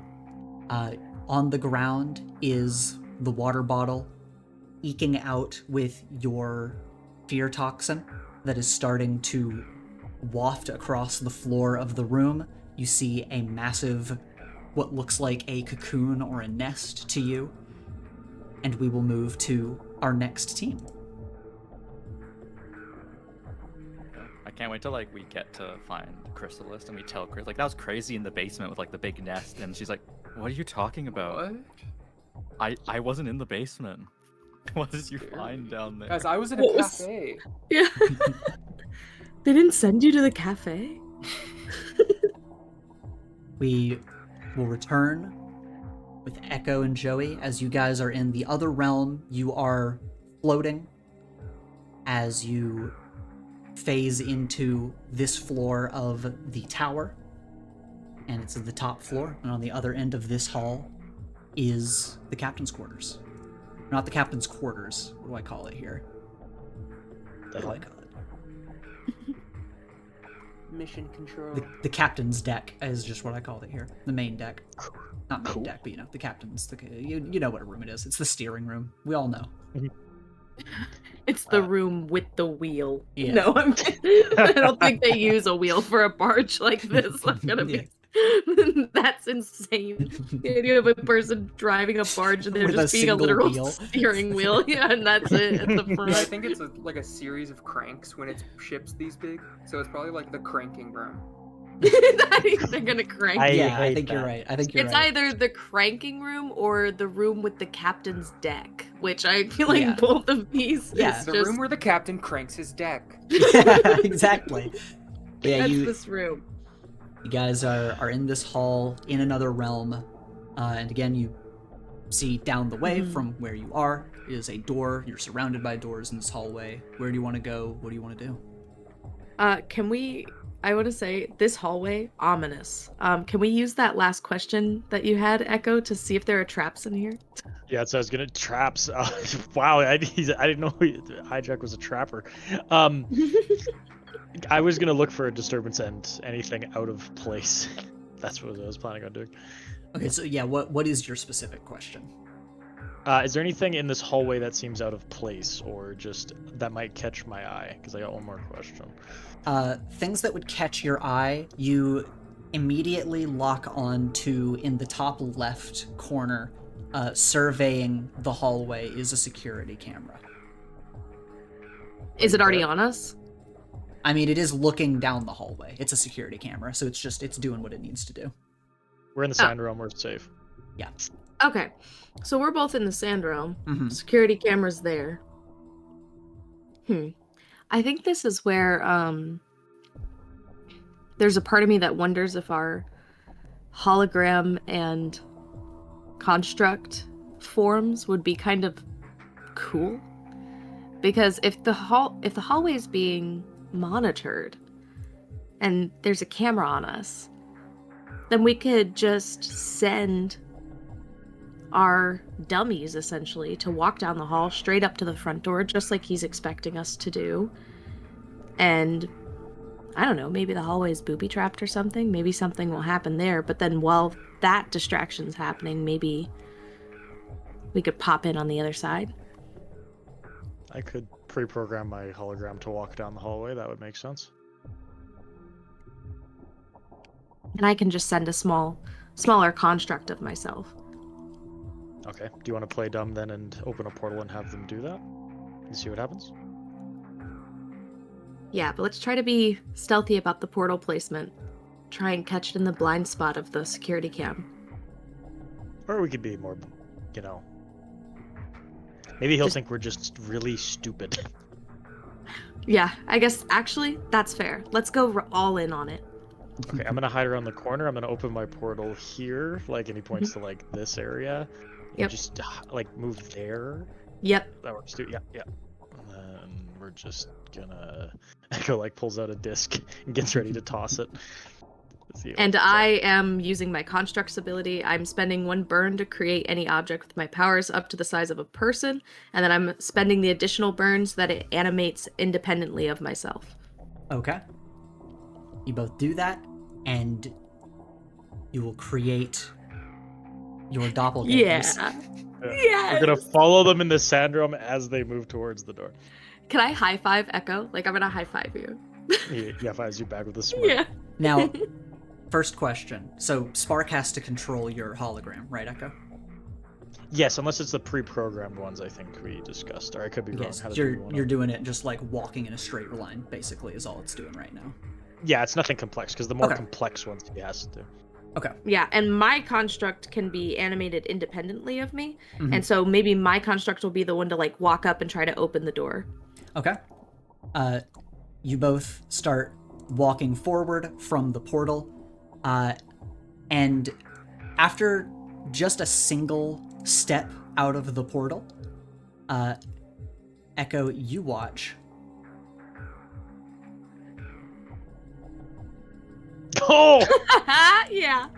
as turrets come down from the ceiling and start firing a volley of laser blasts at your holograms, and it is Yeah. going to just absolutely annihilate both of them. Well, mine is not a hologram. Mine is actually a construct. Okay.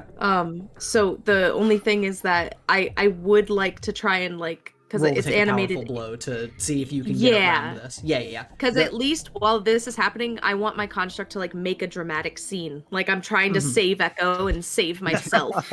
You know what I mean? Yeah.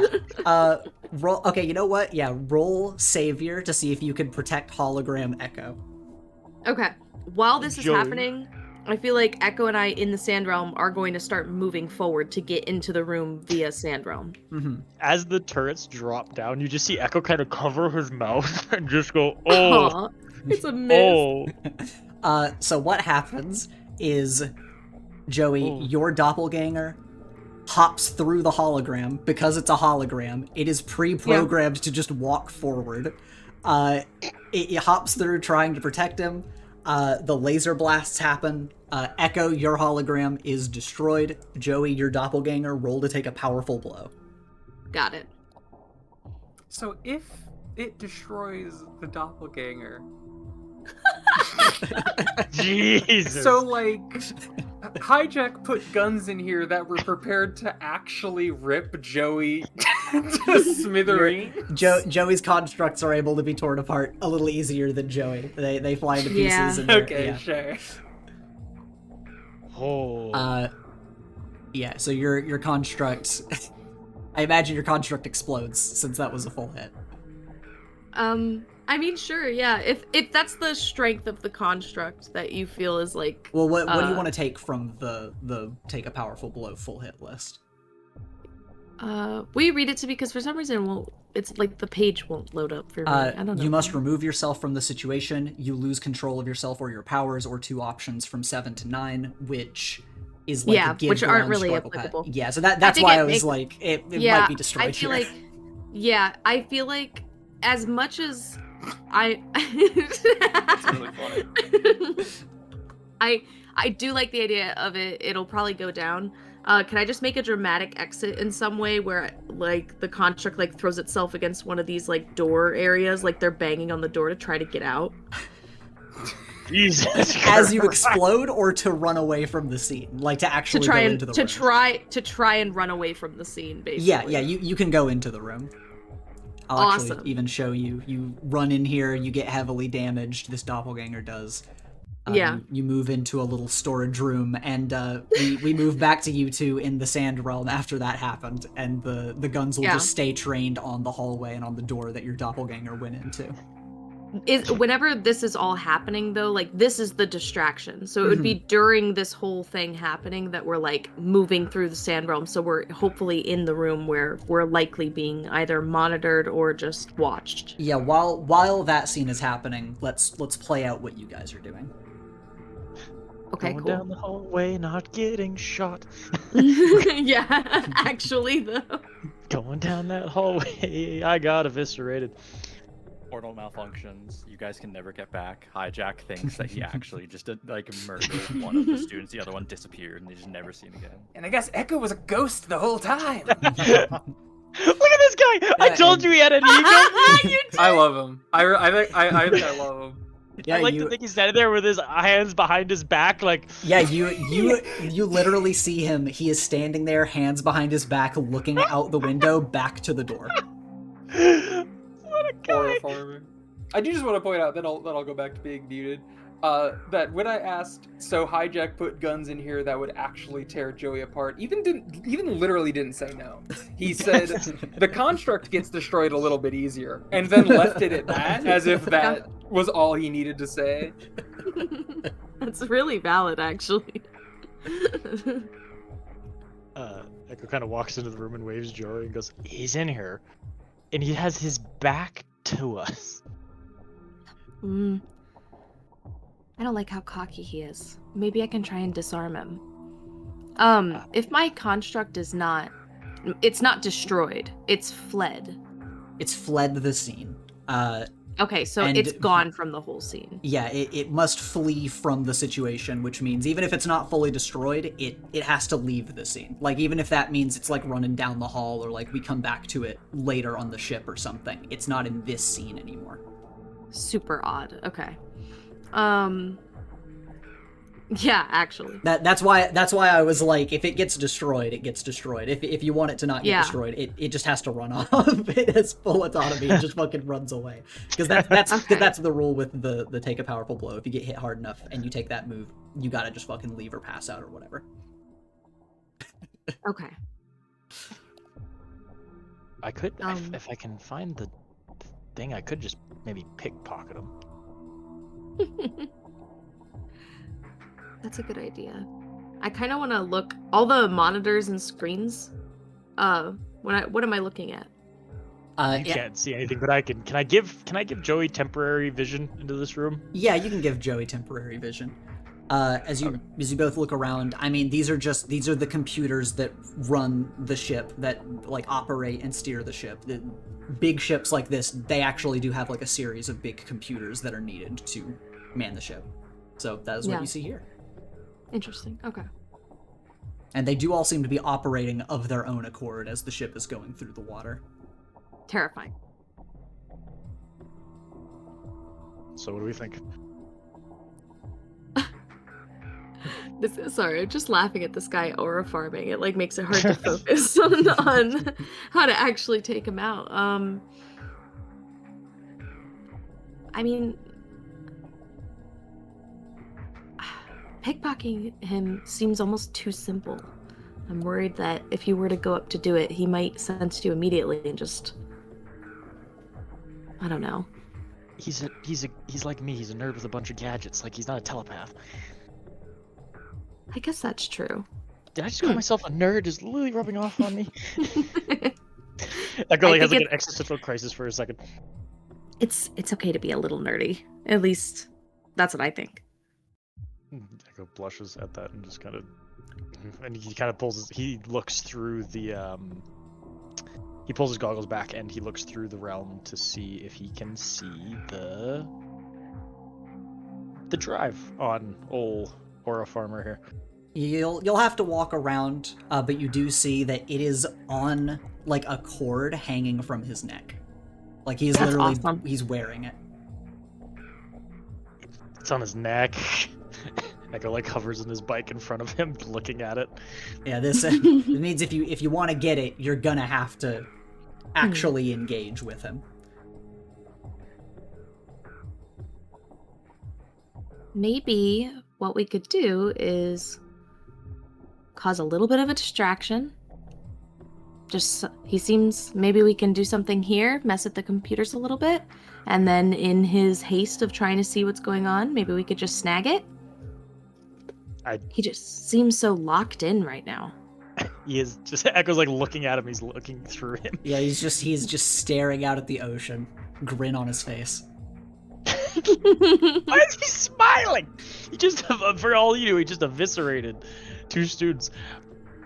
Is that why he's smiling? Because he's just like, He's dead. just big cheesing right now off to the ocean. I like to think every so often he gives a satisfied chuckle, just like unprompted entirely, like something he thought in his own head made him laugh. He's definitely that type.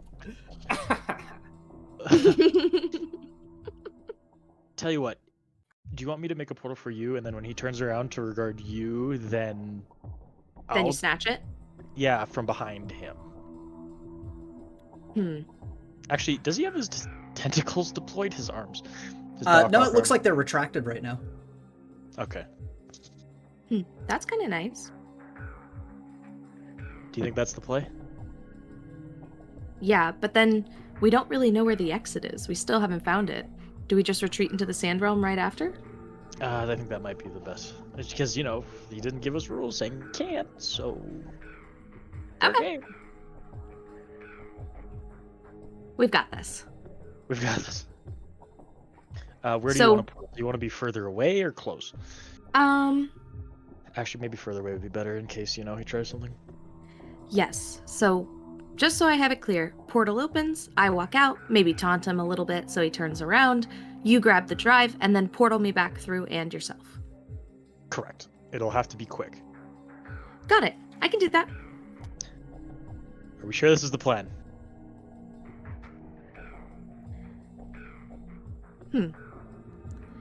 Whenever I look at him, because I'm still able to see him right through echo and stuff like that.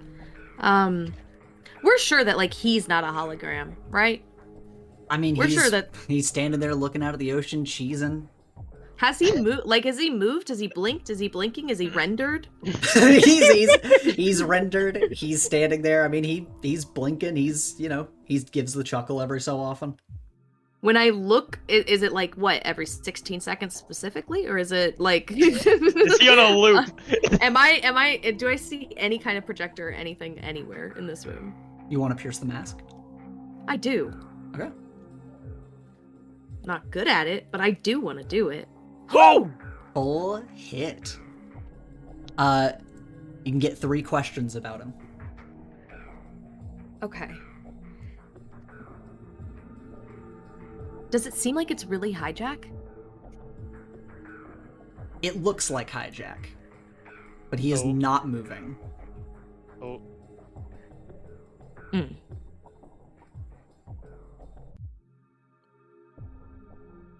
When I start to analyze further, actually looking at him, peering closer, walking closer, and just actually looking at him, does it seem like he has what's his BPM? What's his heart rate? I'm looking at this motherfucker getting close here.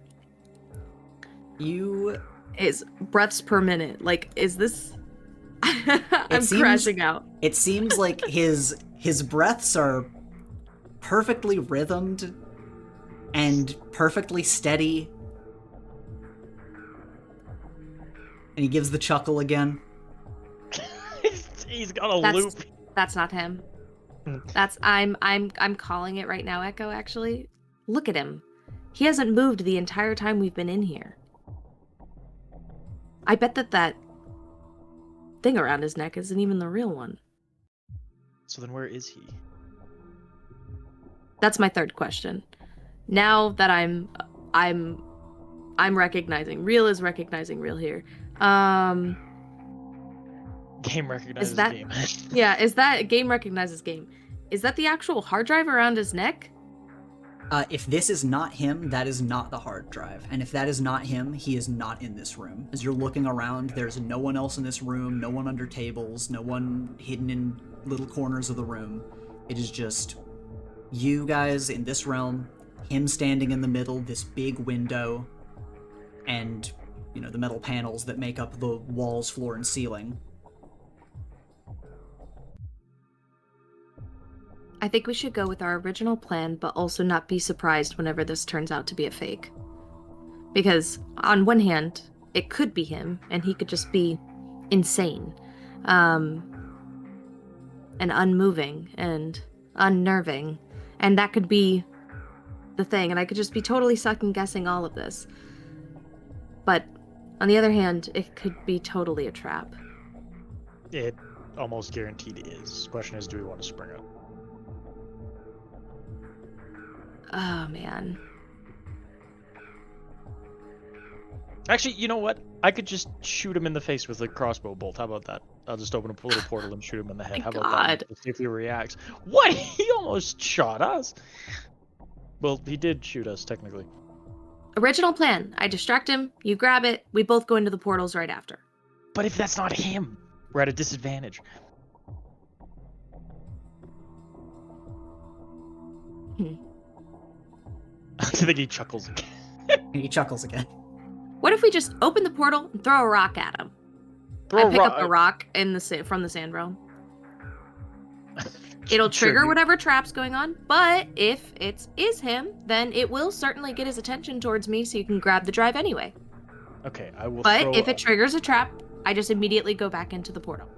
Okay, I will open a small hole for you, a small portal to throw the rock at him. Okay. Okay. Is your aim that good?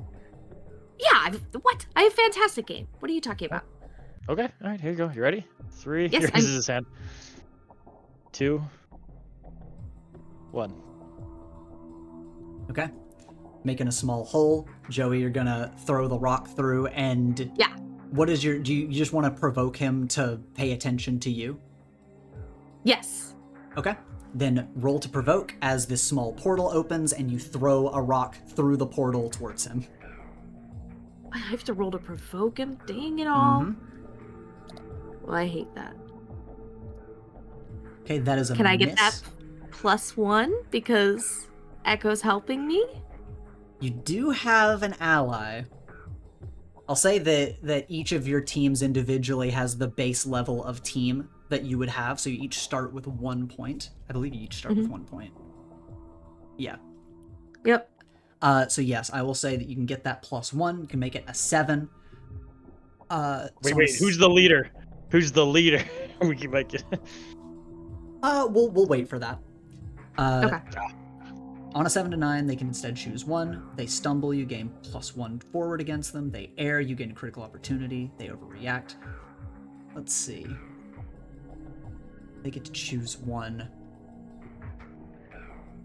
They are going to stumble as you throw a rock through the portal, and you are going to successfully provoke him to pay attention to you. Mm-hmm. The rock flies through the air, and do you call out to him? Do you just throw the rock to get him to look over here? I throw it and I go, over here! Okay. Like it's bleak. Then you say, over here, you throw the rock, it flies towards him, it flies through his body, Yep. and at that same moment, from the ceiling, a tendril will come down and shoot a laser towards you. Because he airs, you're going to have +1 against this, but I need you to roll to take a powerful blow as he focuses this shot on you. Jesus. Okay. +1, you get +1 against him. We'll say -1 for take a powerful blow, because pluses are bad for take a powerful blow. Yeah. So I'll give myself a -1. And I also want to just double check, because I am throwing it through a small portal. Mm-hmm. And Echo is closing the portal immediately afterwards, too. Does that impact anything? That will not, but that'll be what saves you if this does not hit you. Wow. Oh, wait. It gave me a +1, not a -1, but still, it still hit. Just not a full hit. Okay, so that would be an 8 instead. So you can. Oh, okay, great. Yeah, that would be an 8 It's- instead, because it gave you It's +1. because you have 2 conditions, isn't it? Oh wait, yeah. Oh, Do you have yeah. conditions marked? Then yeah, actually, I have 2. Then it would be 10. Oh, thank you. Pushes Okay. up glasses. Thank you. I see. Okay, so with that, you get a 10. You can choose, you must remove yourself from the situation, lose control, or 2 options from the bottom list. This laser shooting you has a specific effect. It will manifest differently based on what you choose, because its power set is the way it is. What do you want to take from take a powerful blow?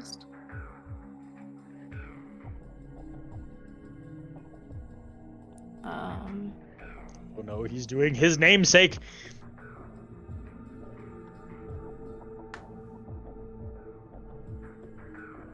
He hijacked my portal to shoot Joey. Let me see real fast. See, I think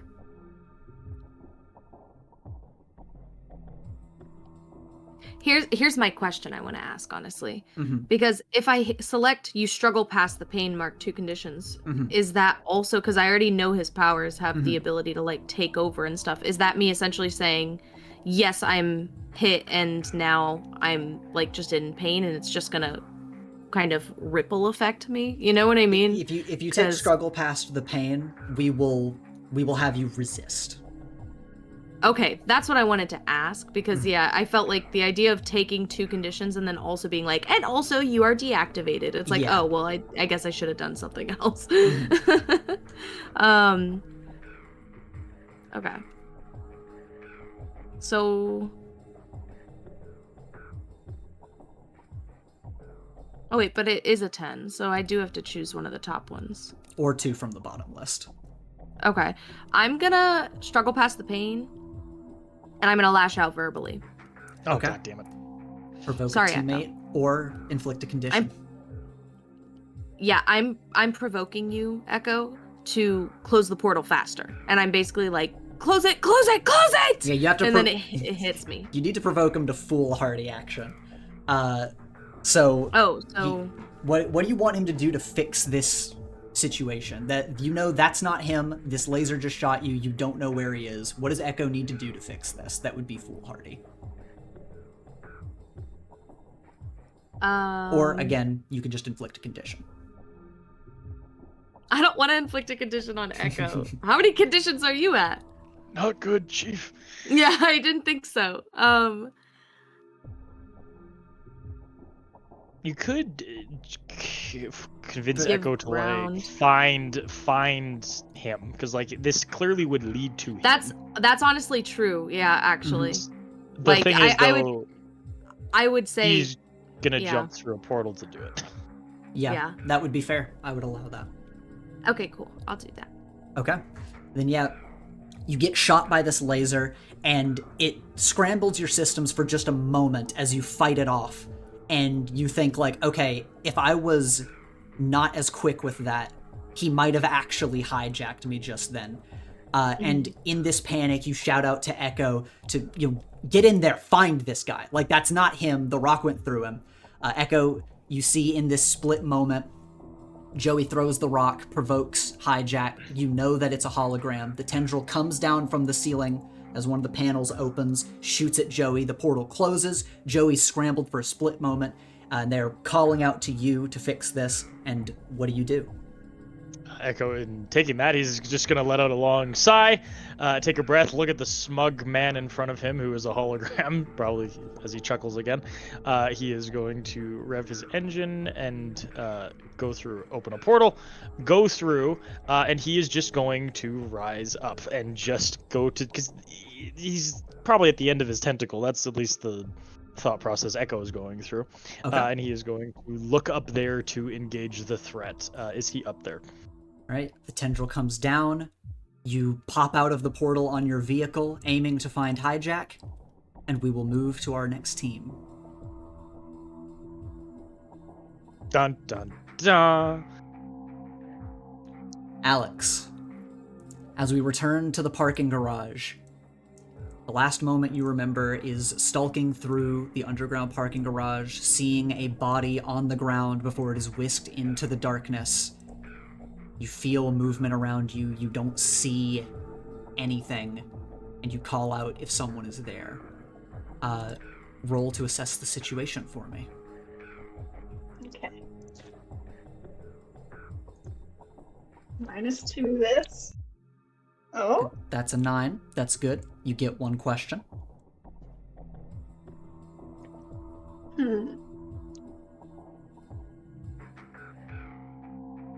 I don't get to do this very often. What do you want to know?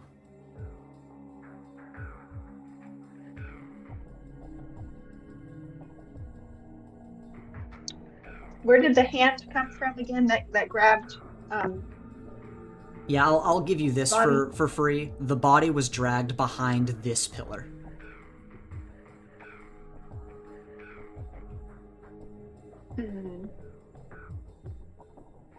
Do I notice anything else unusual when this happens? When this happens, for a moment, you are distressed by the darkness and by the vague presence, but you do see movement down in this direction. Shadows moving away from where the body once was.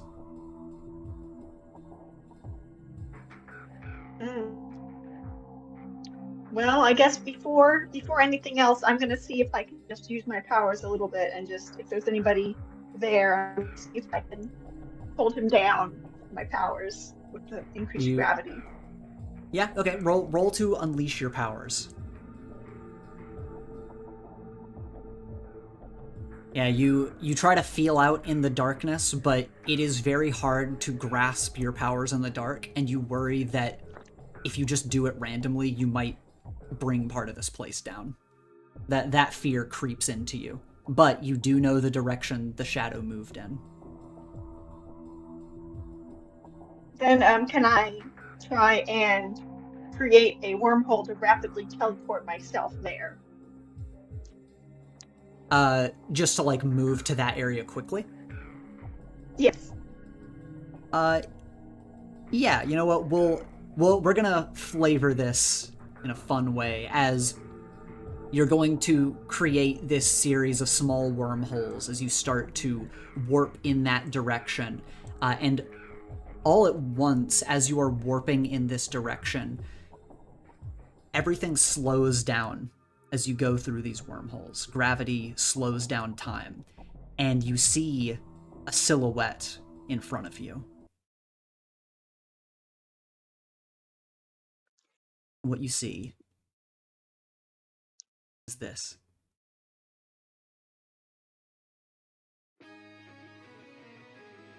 Nightwalker towers over the crumpled body, his hands and mask splattered with blood. His glowing eyes pierce you as you approach him, and he gives a low, monstrous growl. And as you approach him in a split second, he tosses the body aside, with the force denting this car's door, and in an instant, he dashes towards you as well. And as you meet in the middle, roll to directly engage a threat. Oh my god, he's going hard right out the gate. Okay. That is a partial hit. You get to pick one from directly engage a threat. Let me see that again.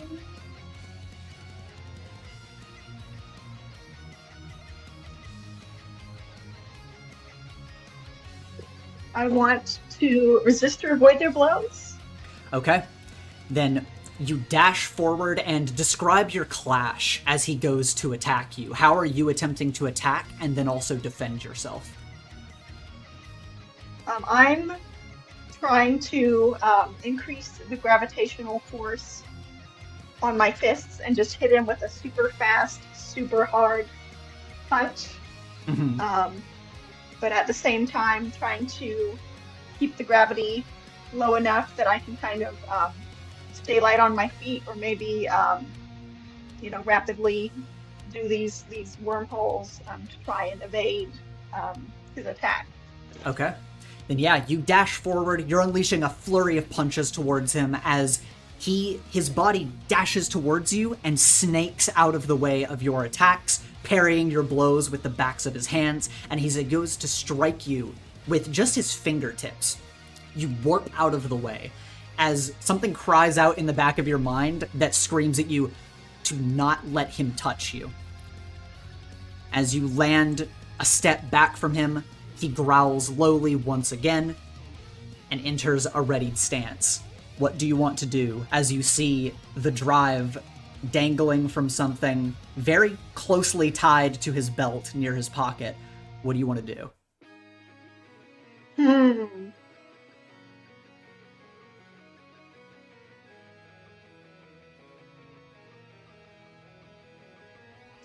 Ooh, can I use one burn to use my flare snatch to use my powers to seize any one object up to the size of a person from someone within view? Yes, you can.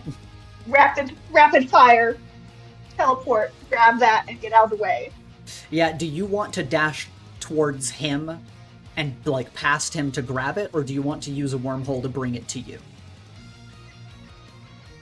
Let's use a wormhole to bring it to me. I don't want to I want to stay as far away from him as I can. If him touching me is not going to be good.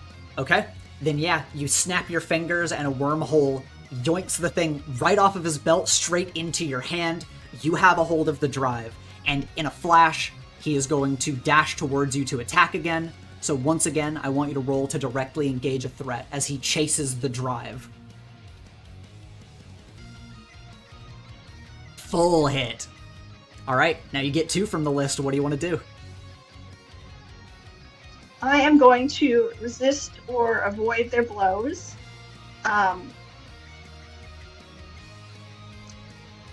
And I'm going to create an opportunity for my allies. Now that I have this in hand, I'm going to quickly call to Gabe on comms and be like, he's here, I have the drive.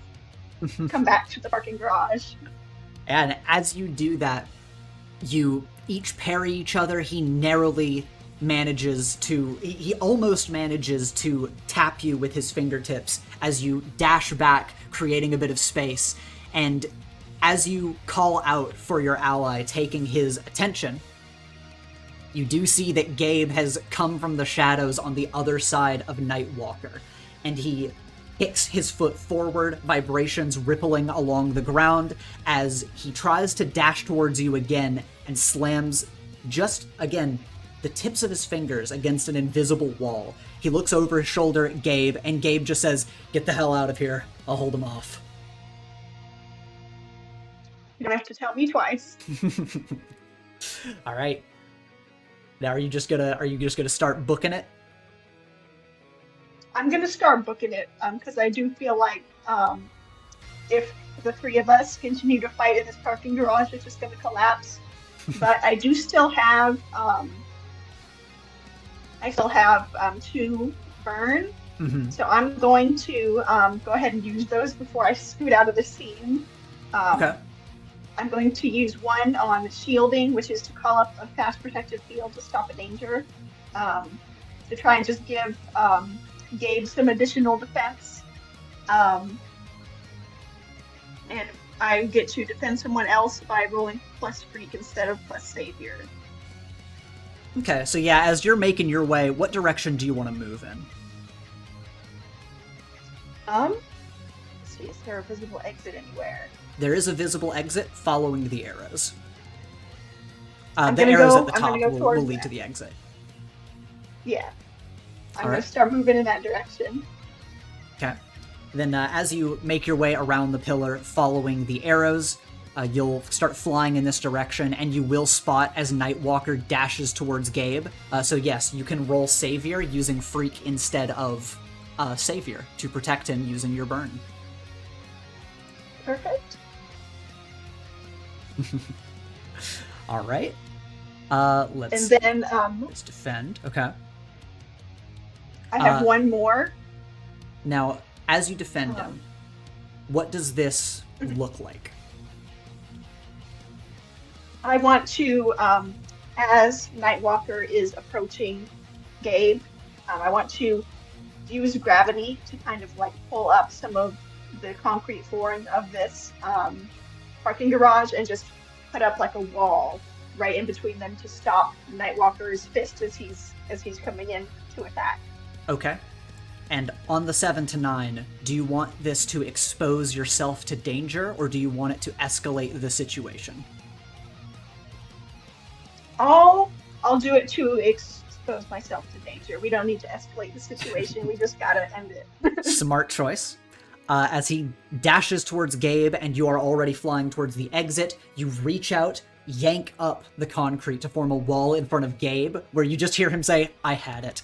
But Nightwalker, on a dime, pivots on his heel and starts dashing towards you now, as he is going after the drive once again and has realized, all right, I can't attack Gabe, I'm going back after my target.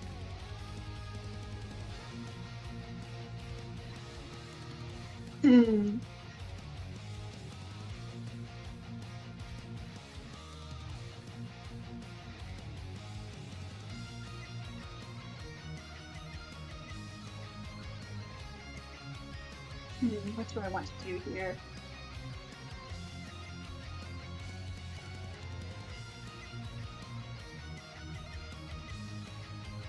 If I use move, which it says to any place I choose within the scene, breaking through or slipping past enemies or restraints in my way, would that allow me to get out of here? You could warp out of the parking garage. I will say that you'll be able to exit the parking garage. He'll be chasing you, but he'll be way behind. You could also save that if you want to use it, because you know right now you don't know where the glowing exit point is. But you can get out of here and get a head start on Nightwalker as well. So how you want to use that last burn is up to you.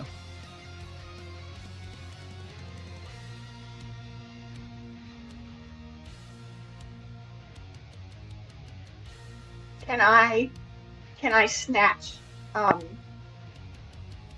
victim? Like, is there any chance he's still alive that I can use that snatch one more time and grab him to get him out of here? He's dead. He is super dead. He's definitely dead? Okay, He's then I'm super not going to do that. But the thought running through your mind, you feel satisfied that you at least thought it over and glanced at him. Again, in this moment, you and Nightwalker moving faster than... Like, all of this is happening in seconds.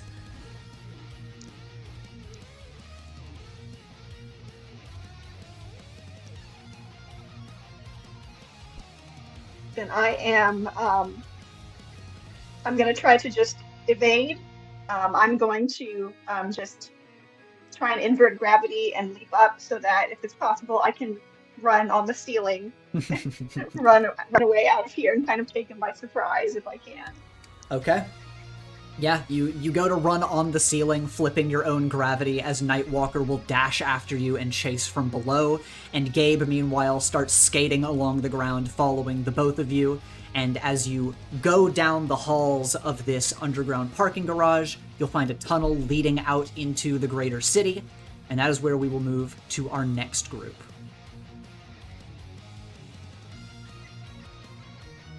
As back over at Foxtrot and Night Terror. Night Terror, you are being stealthy right now, and you know that eyes are not on you at the moment. But your fear toxin from the water bottle is filling this room. Or it's not filling this room, but it's wafting along the ground. And you see the cocoon start to wriggle. It starts to undulate along the surface. What do you want to do? This looks like a big nest, yeah. It looks Like, like it's not a... exactly- it's a nest, it's a cocoon, it's something fucked up and bug-related.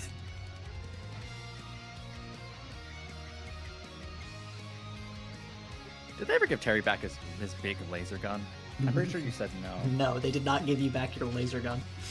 But maybe if you keep asking, eventually Ethan will say yes. Eventually, we'll get Echo to get him another one for Christmas.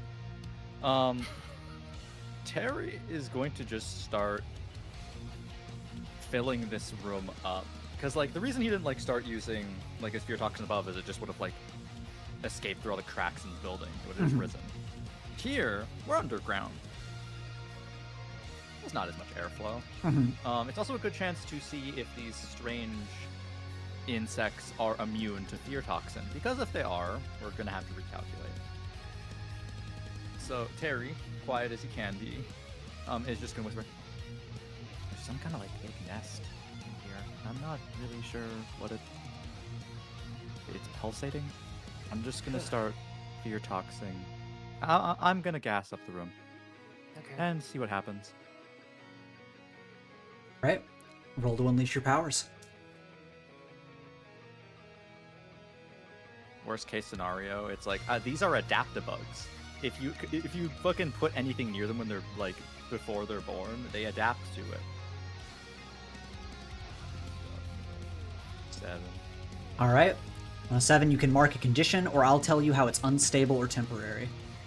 Unstable or temporary. Just testing the waters. Okay. You fill the room with more of your smoke, speeding up the process.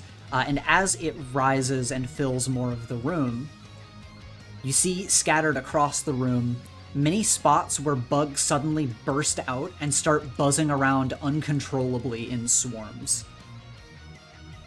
As they start to buzz about either along the floor, along the ceilings, just clouds of bugs in the air, they start to go rampant in this room.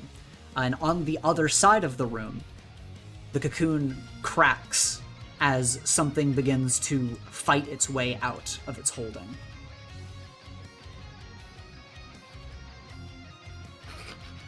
and you see Chrysalis's upper body, but her lower body is fused into a large mutant insect, which I'll share with you now. Just so you get a general idea of what it looks like. As this big, horrible thing bursts out of the cocoon and just starts thrashing around, slamming its claws into the ground as Chrysalis's body hangs limply on top of it. And you see around her neck is a cord that has the drive on it. Hey, just a quick question. Do these bugs that are potential, like they're weird and scary, are they like okay with this thing? Or do all the bugs get along?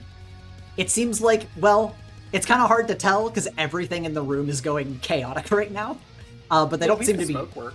Yeah, the smoke worked. They don't seem to be attacking it, but they don't seem to be moving away from it, like towards the door. It is all chaos in this room right now.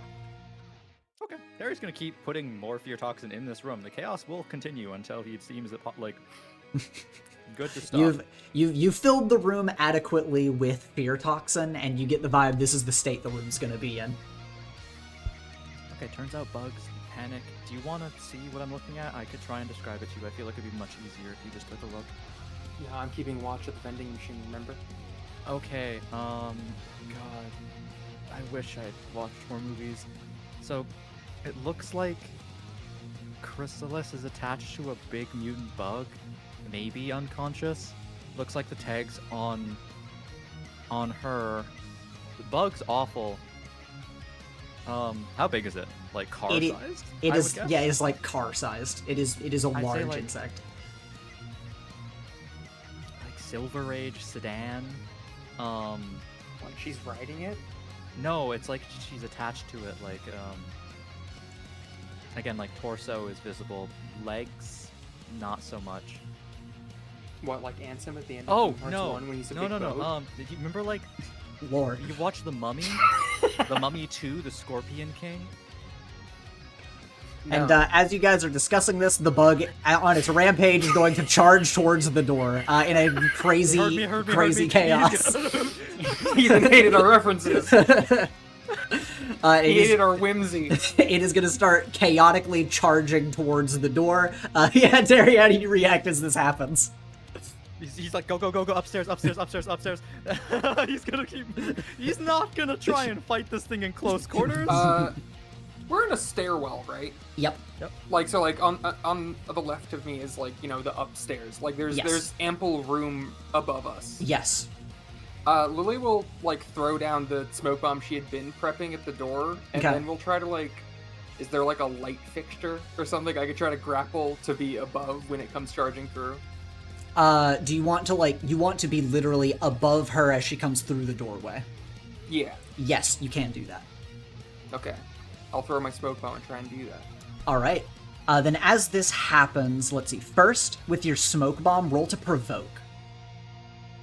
So good at that. Actually, kind of am. That is a 10. They rise to the bait. They do what you want. It is going to smash through the wall here, and it is getting into a much more cramped area as it is charging towards Terry, who's trying to run up the stairs. And it is, let's see, it's going to be distracted by the smoke. And additionally, I'm going to give you a +1 to directly engage a threat if you want to go above it, unless you want to do something else. But I assume you want to directly engage and are going for the cord. Yeah, I want to get above it so that as she's passing, I could, like, try to drop on her. Yeah. Because I assume the USB is around Chrysalis's neck, right? And not the monsters? It is, yes. Okay. That would have been fucked up if she did that. Alright. I always forget, do I have to type with a plus or just a 1? I don't know. I think you can just type a 1, but we'll see. No. Because that should be +2 since I have a danger of 1, and then if I was getting an additional +1. So that should be 9. It doesn't matter. Yeah, but okay. For future reference. Alright. Then at that, you're able to grapple to the light fixture above her as she is charging underneath through the smoke, unable to see you, charging towards Terry, towards the stairs. And as you are above her, you can choose 1 from the directly engage a threat list.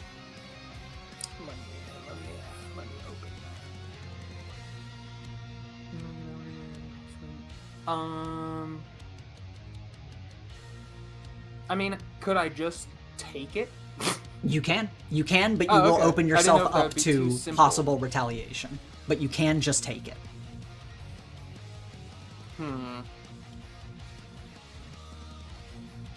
How big is the monster? The monster is like, it's like small car sized. It's not like a huge car, but it is enough that you could say, yeah, that's like car sized. If it's that big, could I feasibly avoid its blows or whatever, but just drop on it and just kind of hide on its back? Like, I'm light, maybe it wouldn't notice if I dropped on top of it, and I can try and grab it later. Like, not going right for the cord right away, but just lying in wait Shadow of the on Colossus style. on the back Yeah, of it. you want to make this more of a stealth roll to stealth onto the back of it. I will allow it, yes. Yippee!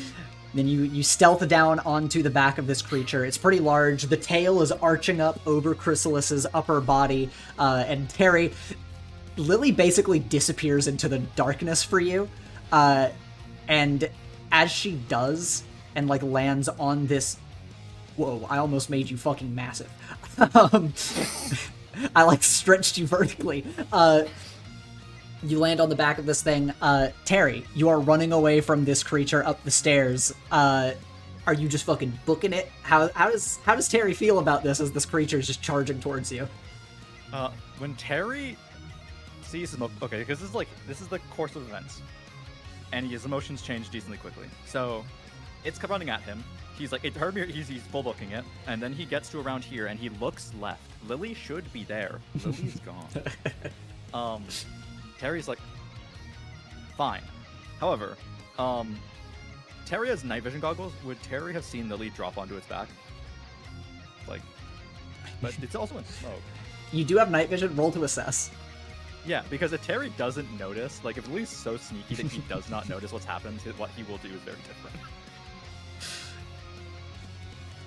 Okay, yeah. It's very likely that you'd be able to notice at least like a bit of her movement. You notice her move, and then she seems to disappear. Like it seemed pretty purposeful, but you can't exactly tell where she ended up. Okay. In that case, Terry is going to blow fear toxin at this thing to provoke it and then run. Because okay, if he thinks in his head that Lily's doing something, he wants to gain as much of its attention and then move before. Okay, then roll to provoke. Does Terry make a sound when he releases the fear toxin? Not really, no. Okay. You land on the back. You're like, all right, time to be stealthy. And you hear, you're like, oh, Like, because if it's charging through it, am I gonna have to worry about breathing his fear toxin? we can No, say he didn't blow enough to like cover it. He like Yeah. blew enough to like hit it in Oh, the okay. face. yeah, you're blowing down towards its face. You are successfully provoking it, so it's going to rise to the bait and do what you want. What do you want it to do?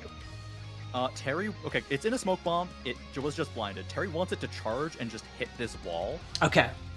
and go up the stairs. It's like he's trying to like the fucking bull charge thing. All right. Yeah, using your blue scarf like a cape, very briefly, you dodge out of the way as you successfully provoke this thing into slamming into the wall, and its claws and tail smash into the cinder block wall and start tearing a few of them out as it removes itself, and you have the freedom to run up the stairs and continue running if you so Yep. choose. Yeah. Also wanted to move it so Lily would have like a straight grapple up to escape, but he is going to like move to this landing at minimum. Mm-hmm. Because like Terry can see the wings. He's assuming this thing can fly, and the only reason it's not flying is because the enclosed area. So he doesn't want to leave Lily behind, so he's just gonna stay on the landing instead of moving up the stairs. Okay.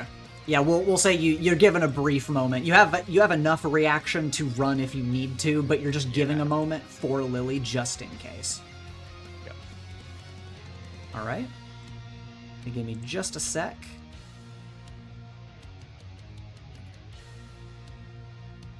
As I'm trying to do something here.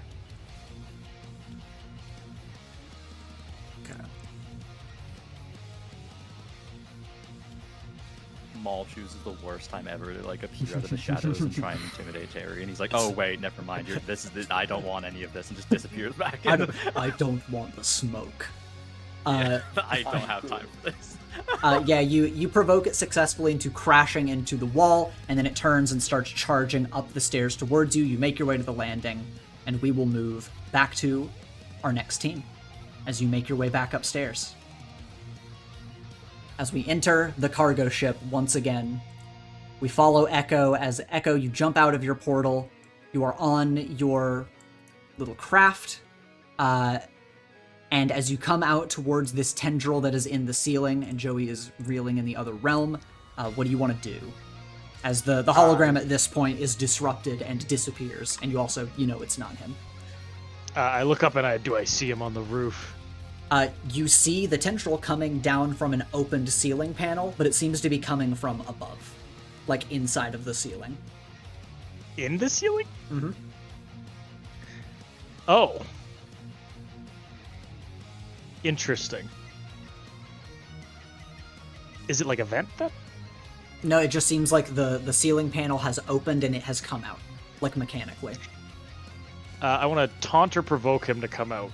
Okay. Then roll to provoke, and what are you doing? What are you saying? Echo's gonna pause and kind of he's gonna turn his bike slightly sideways, and he's gonna point to the hatch and be like, "Come on and fight us on a fair terms, you coward."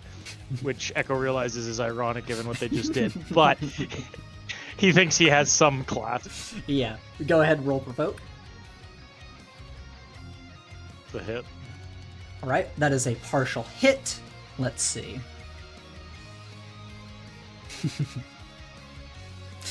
All right.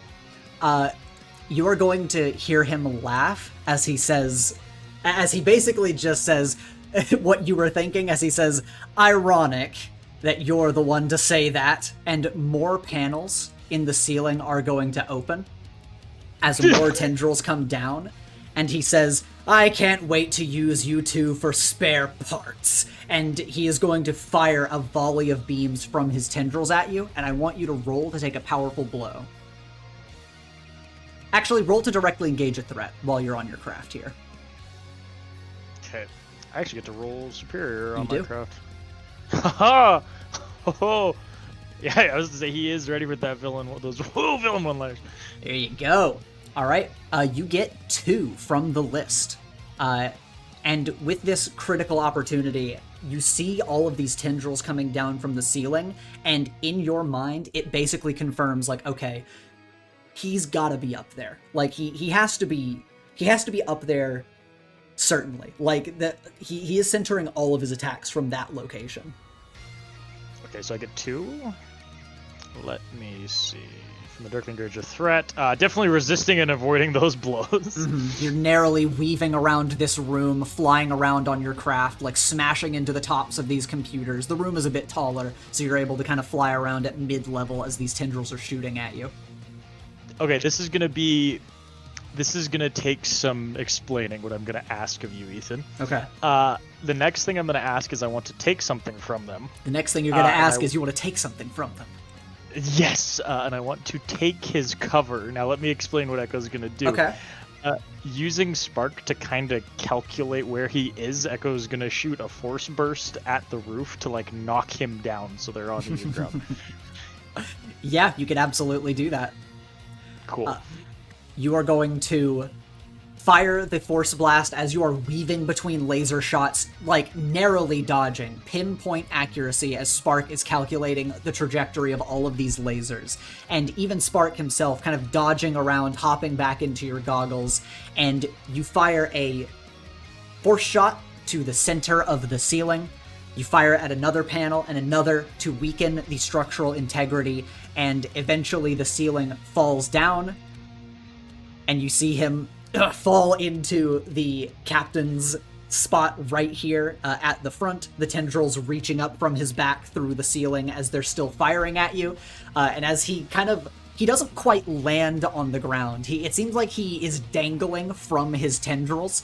But when he looks at you, he flashes a wide grin and just says, "Smart boy." And they're just going to keep firing at you. What do you want to do? And actually, as you're dodging around, Joey, you I was are. gonna open a portal for Joey. Yeah, That's what I was gonna do. So you. Yeah, I feel like this could be a good opportunity.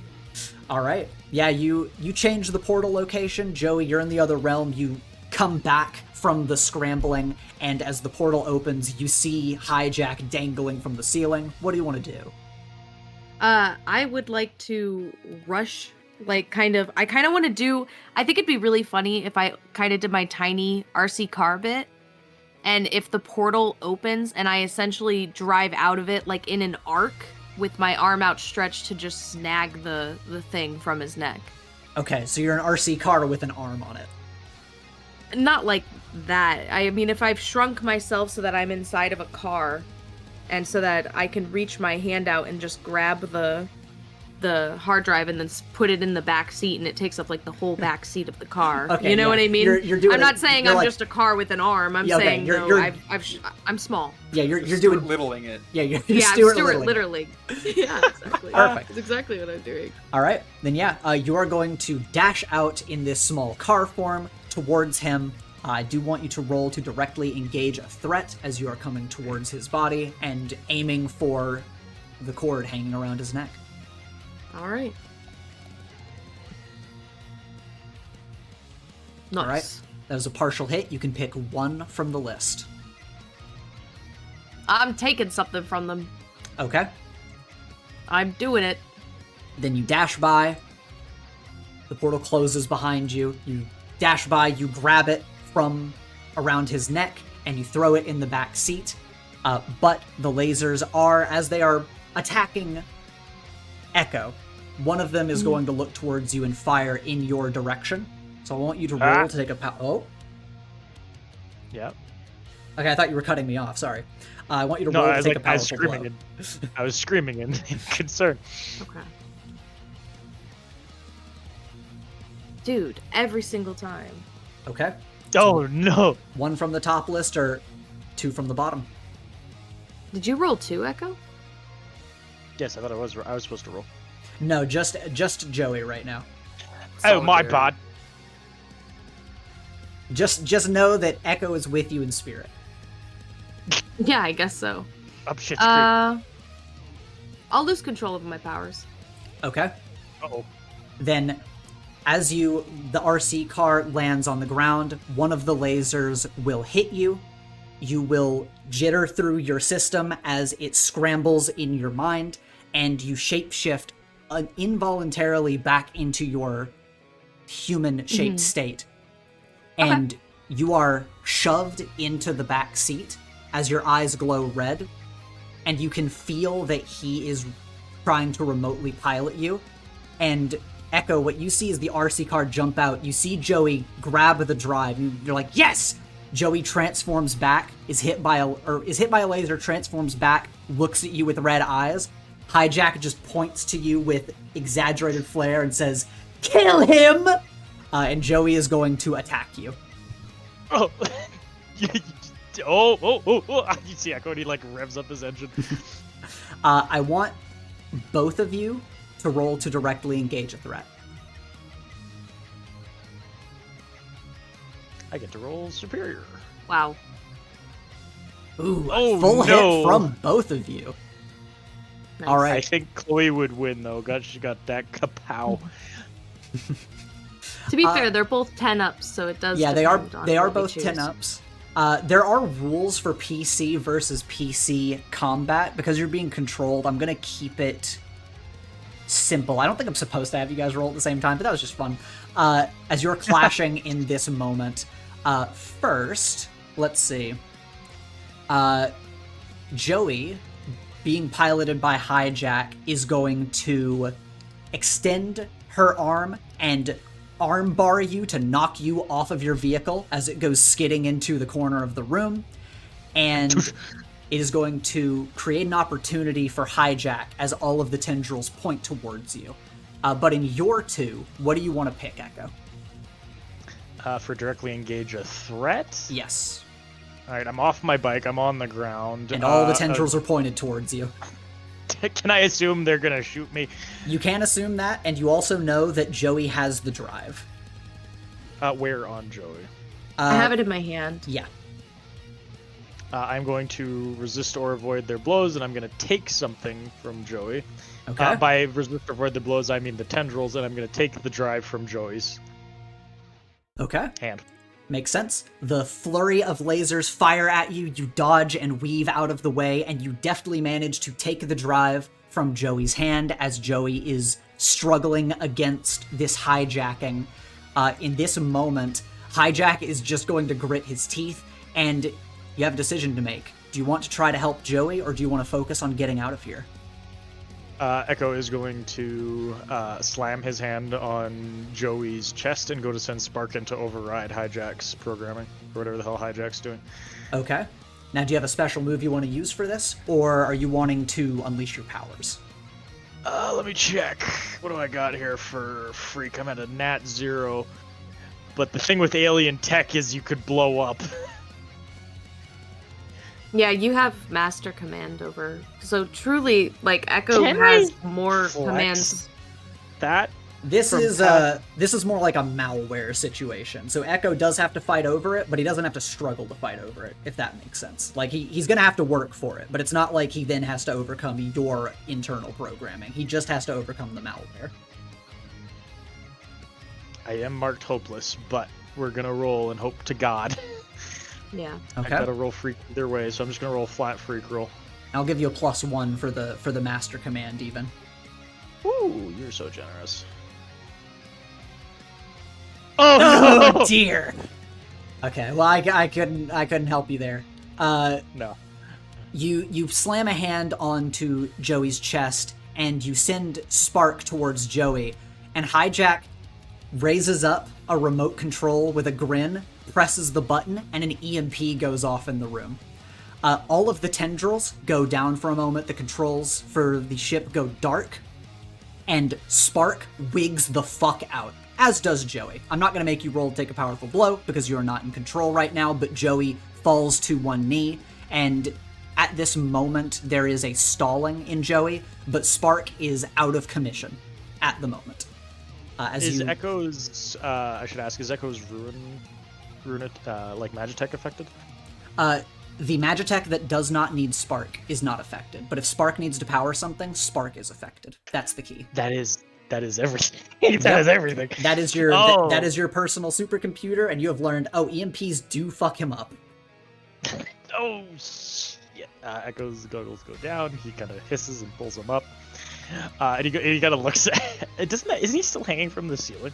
He is still hanging from the ceiling, but he lowers himself onto his feet as he just says, "Just hand the drive back over, and maybe I'll let you leave alive."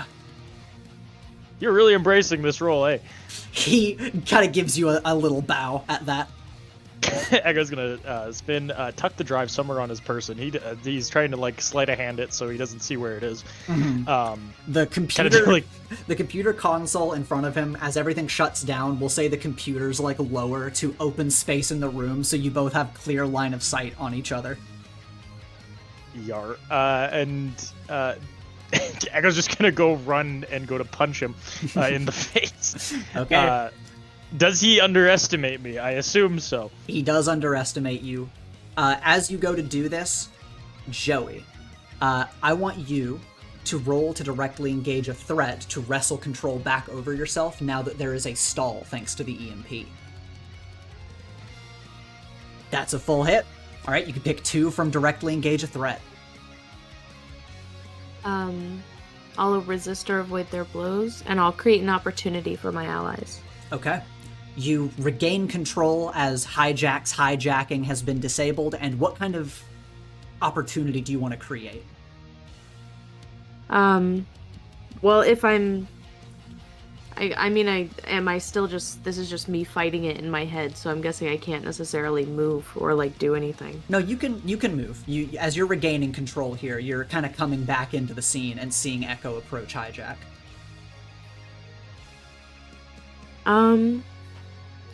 Okay, to create an opportunity for my allies, like, since I'm seemingly just out on the floor, I would like to, whenever I do, like, finally snap out of it, I'd like to, in an instant, just kind of, like, reach up and form a pair of large-ass scissors out of my arm and cut one of the tentacles right next to me.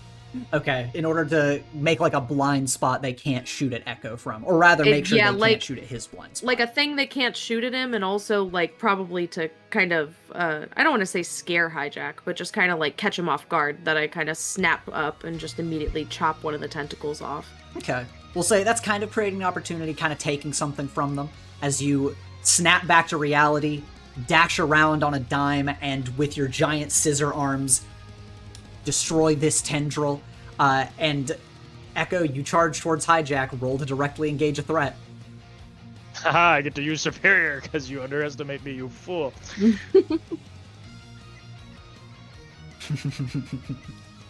Yes. That's a full hit. You get 2 from the list. What are you thinking? Beautiful chef's kiss. I am going to... create an opportunity for me. I want to punch him too. No, I'm not kidding. No, I was thinking the same thing. I'm gonna resist or avoid their blows, and I'm gonna create an opportunity for Joey by. You. Yeah. I don't know how I would do that. I'm just trying to think of how Echo would. Actually, you know what? No, I lie. Echo is gonna punch him in the face, just hard enough to crack his visor, which kind of cusses him a bit. Yeah, you go in, and you guys start fucking boxing as you're, like, jumping around, punching towards each other. You weave out of the way of one of his punches, you punch him in the visor, as your skill fighting off Ravagers in Megea comes in handy, as you're like, oh, I know how to fucking fight. You throw a punch, smash it into his visor, and it gives just a moment as you are able to just pivot your body out of the way and give Joey an opportunity. Joey, what do you want to do in this moment? As the tech in the room, the tendrils are starting to come back online. What do you want to do? I think I want to do my move, but I'm trying to find it because I wrote down my custom move thing that I was gonna do. Because I think we talked about that, like the signature move that I was talking about. Mm-hmm. But it's the one where I basically do like a front flip rocket powered kick. Oh shit. All right. Yeah, if you want to look for the signature move. Yeah. That is going to be... I think the idea... I've got it. Okay, Yeah, great. There you go. There it is. Okay.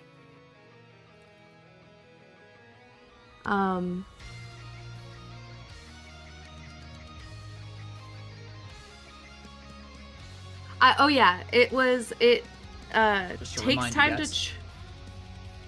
takes time to charge, but it deals heavy damage. That was what it is. This was the smaller rocket powered kick one. I had to find, because I actually wrote it down in my notes in my phone, so I was trying to find it. Okay. So it's essentially just like a huge damage doer.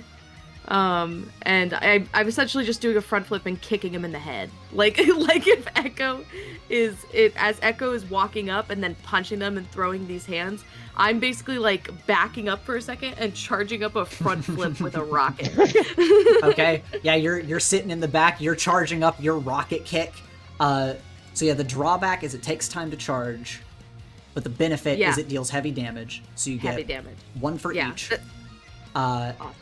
And you get to roll using your highest label. Yep. Okay. 1 second. Roll 20, please work. Okay, thank you, roll 20. I appreciate you, and I forgive you, in fact. Okay. Actually... Yeah, let me do this. Bam. That's my goat. That's my goat. That's my goat. Let's go. All right. You do it successfully. In spite of the drawbacks, in spite of taking time to charge, Echo has bought you enough time and created enough of an opportunity for you to use this move. So describe for me what this move looks like. Well, Echo is like throwing these hands with him. I literally like have the drive and I put it into a compartment within myself. And then I just like I have a moment of Echo did take the drive from you, so he has it on him. Oh yeah, you're right. You're totally right. Mm-hmm. So yeah, that actually makes even more sense then, because knowing that Echo has the drive and they're throwing hands, I'm like, I guess we're throwing hands now. I'm not gonna leave. I have no moment of consideration of that. So then I literally like back up, like, you know, whenever a gymnast like backs up right before they do their running start. Yeah. That's literally, I like back up for a second, like kind of like bounce my shoulders and then run up and just front flip and turn my rocket on at the start of it on my boot so that it goes super fast and kicks downwards just into his head. You're charging up this revving Just a flame big old bonk. in this rocket foot, and we get like Sakuga level animation as in a millisecond, you whiz through the room, right above his head, a swinging axe kick, fueled by rocket fire, as you, it's like the force of a Chidori, like slamming down, and you're just kicking like the top of his head to knock him towards the floor. Yeah, I'm literally, that's exactly it. I'm just trying to, and especially while he's distracted by Echo, I'm hoping to just come right out of the left field with like the hardest kick this man's ever felt. You do this. Echo, you weave back as Spark comes online just in time to basically just scream out like across your visors, dodge, and you dodge back. Joey appears at a flash of light, axe kicks down on the top of his head. You bounce him off the floor, and he rises in the air and goes, "No!" as he starts exploding into, like, explosive lights. Actually? Yes, he starts exploding. And as he's blowing up, the ship starts to blow up with him. What do you two want to do? Get down, Mr. President! Echo like goes and tackles Joey into a portal slow-mo style. As he like grabs her and just opens a portal as they like dive through. Alright, you both dive into the portal, you make your way off the ship, and as you quickly evaluate, you both start moving away from the ship in Magea, and we will move back to our third team. Get down, Mr. President is hilarious. Thank you for that. That's a great end. Especially because she was impeached. And you know what? We're gonna change the music as the vibe is all good right now. Good. As we shift over from one victory to another team, Alex, you whiz out of an underground tunnel, flying above the streets of a city in the nighttime. And as you are flying, you glance over your shoulder as you know that Nightwalker is close. And in the distance behind you, you see a shadow running from rooftop to rooftop, dashing after you at surprising speeds despite your flight, until he reaches the tallest building he can, jumps off, and extends his arms to either side as a wingsuit opens up and he glides after you. And the silhouette... Oh, shit. The silhouette strikes you like a monster bat as his eyes gleam at you, but in the distance, you see a glowing exit marker.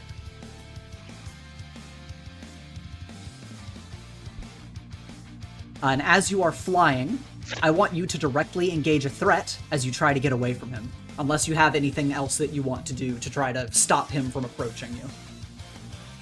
Oh no, you've already rolled, so thank you very much for rolling for me. Mm-hmm. Alright.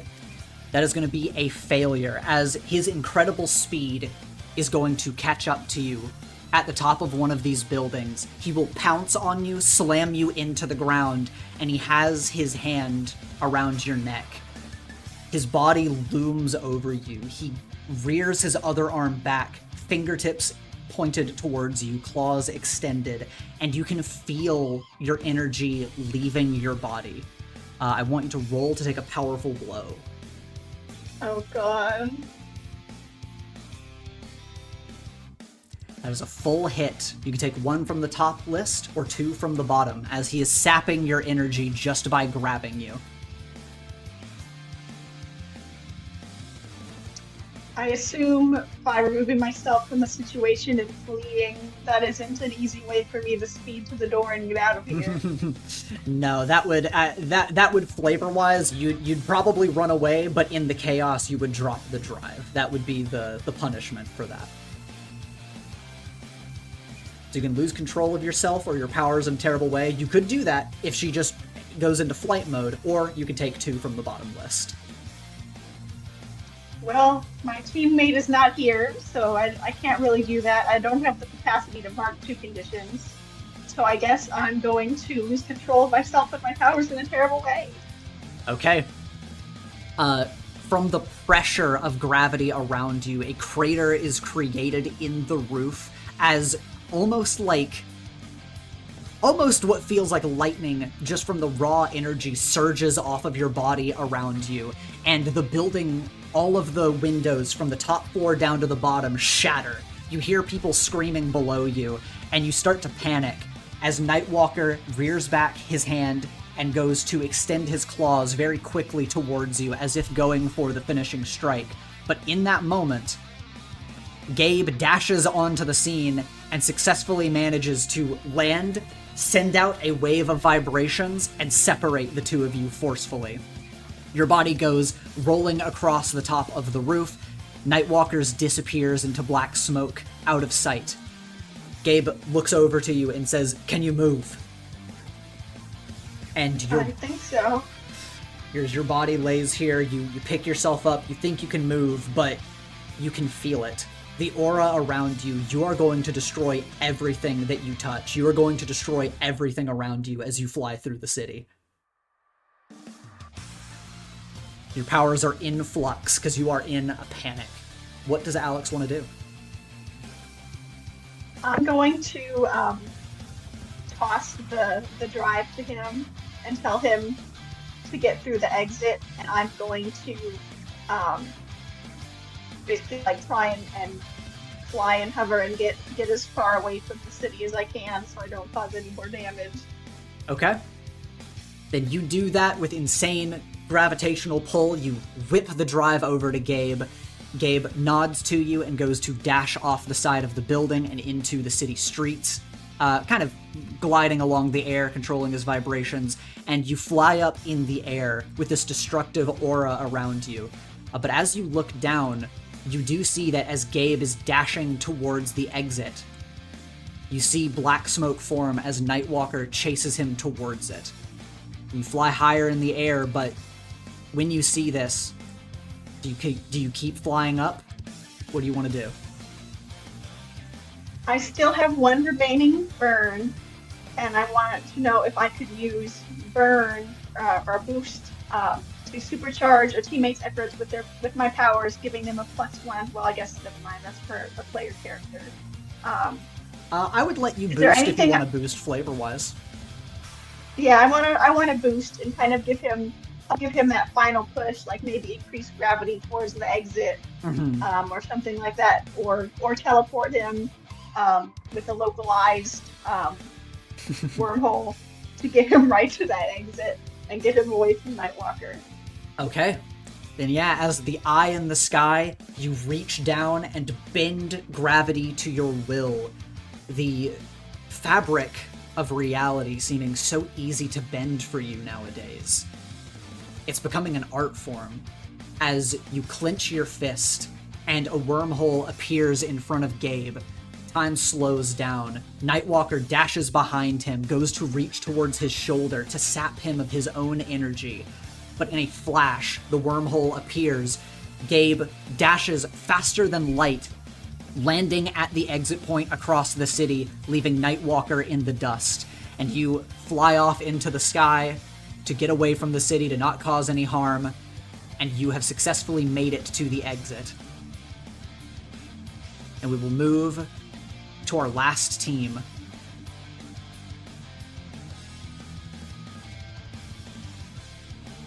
As Terry, you make your way up the staircase. Lily, you are hiding on the back of this mutant creature as it chases Terry up the stairs. And Terry, as you're provoking it, you're trying to get it to follow you. Lily, hiding on its back, do you want to wait for a particular moment? What is Lily wanting to do? Where is she wanting to go? She would try to wait until it's, I guess, as still as possible. Like, if we're going up the stairs, if it's, like, ends up rounding the corner, there would be a moment where it's not full steam ahead just because of how it would have to, turn and shift its momentum. Yeah, it slows down a lot at this point. Yeah, so once it is slowing down, Lily would try to grab for the thing. Okay.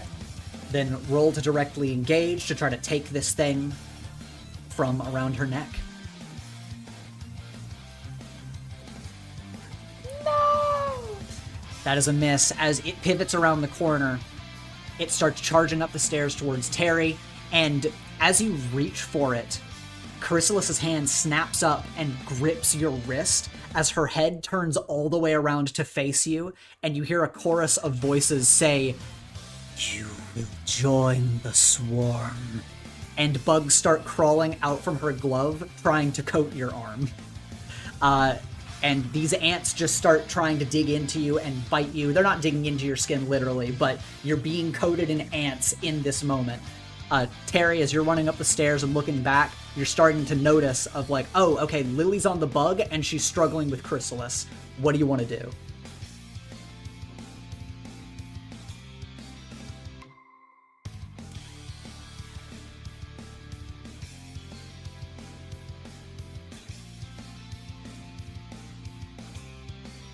Kai.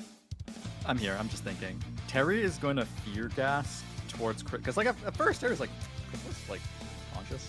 It's just like a I am the big bug thing, but no. So he's gonna try fear gas Chrysalis to see if that stops the bugs from consuming Lily. Okay. Yeah, roll to provoke to take her attention away. You're getting a lot of use out of provoke today. It's been nice. Actually, I'll say this. I think you'll probably still want to do provoke, but you can do provoke or defend for this move. Would make sense. Provoke. Yeah. It's all an attention game. Give me like a 9. Thank you. What's the difference between a 9 and a 10 provoke? In a 9, they get to choose one from a list. On a 10 plus, they do what Terry wants. How would that change? I'm thinking if it'd be worth it. Because what is it you want her to do? Exactly, Terry. Terry wants to use the fear gas and the fact that he's annoying this big Goliath bug to give you an opportunity to escape being consumed by insects. Just That like would be good. scramble the bug, scramble her attention. Yeah. If her attention is scrambled enough, could I make a second try for the USB? You can. Okay. That I would want to help. Can my +1 be in the form of, since Lily's hand is taken, Lily's just gonna lean forward and bite into the hose on Chrysalis's suit and like rip it out with her teeth so that she has to inhale the smoke? Hell yeah, you can do that. Awesome. That's metal as hell. You rip out the hose, you give it the +1 from team here, and Terry, your smog goes into her mask, and you see her head spin back around towards you, her body limp and jerking around like a puppet on strings, as the bug is also going to freak out, clambering up the stairs after you as you make your way to the top. And Lily, you have another opportunity as the bug's coating your arm. Some still kind of resonate. There's still some bug residue on your arm, but they're not fully swarming, and there's a moment where they are stalled and kind of losing their minds. Okay. Do I get any bonus looks up at DM? If she's like under the effects of fear toxin? We'll give you +1. We'll give them a +1. They deserve it. Yippee! I didn't need it, but You didn't it need made it, a but it's nice good to even know. 12. All right, you get 2 from the list. I will avoid the blows and I will take the USB. Okay. Then, how does Lily remove the bugs from her? I think that's a good question. Because, I mean, if they're on me, I don't really know. I think Lily... Lily will just take one of the smoke bombs and, like, clutch it in her fist and then just start punching at her own arm to get rid of it. Yeah, while using that arm to grab the USB and, like, jump away. Yeah, in a just a few seconds, you whip out the smoke bomb, crush it in your hand to create a cloud, reach through as the smoke causes the bugs to peel away off of your costume's arm. You grasp the drive from around her neck and take it, and where does Lily go?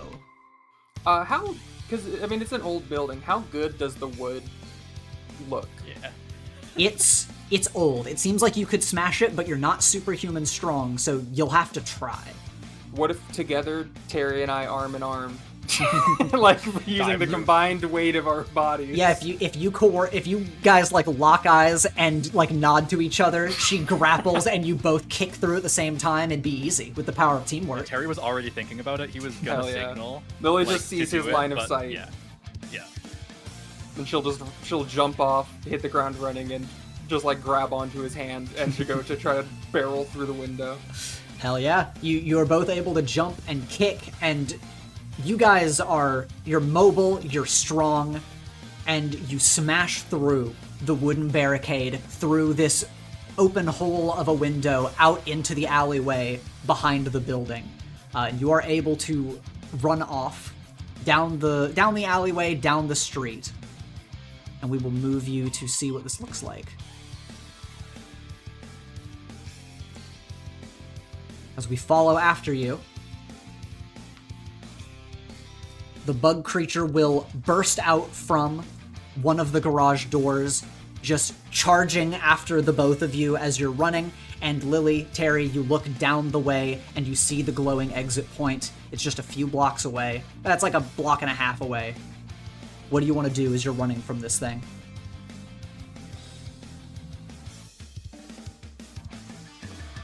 I don't mind flashing back to when we were dealing with the spaghetti monster. And at one point, Lily just grabbed Terry and like grappling hooked. I feel like that's the most efficient way of travel at this point. Terry realizes he's probably not going to outrun this thing in a straight line. So you'd be like, grappling hook, as it's like encroaching incredibly fast on him. Because it has wings, doesn't it? It does. Lily's gonna, like, it seems like she's just ignoring Terry. She's going to wait until it is, like, as close as possible to try to, like bull, Matador it. Okay. Like, it's charging us down, and we'll zip up so that, you know. All right.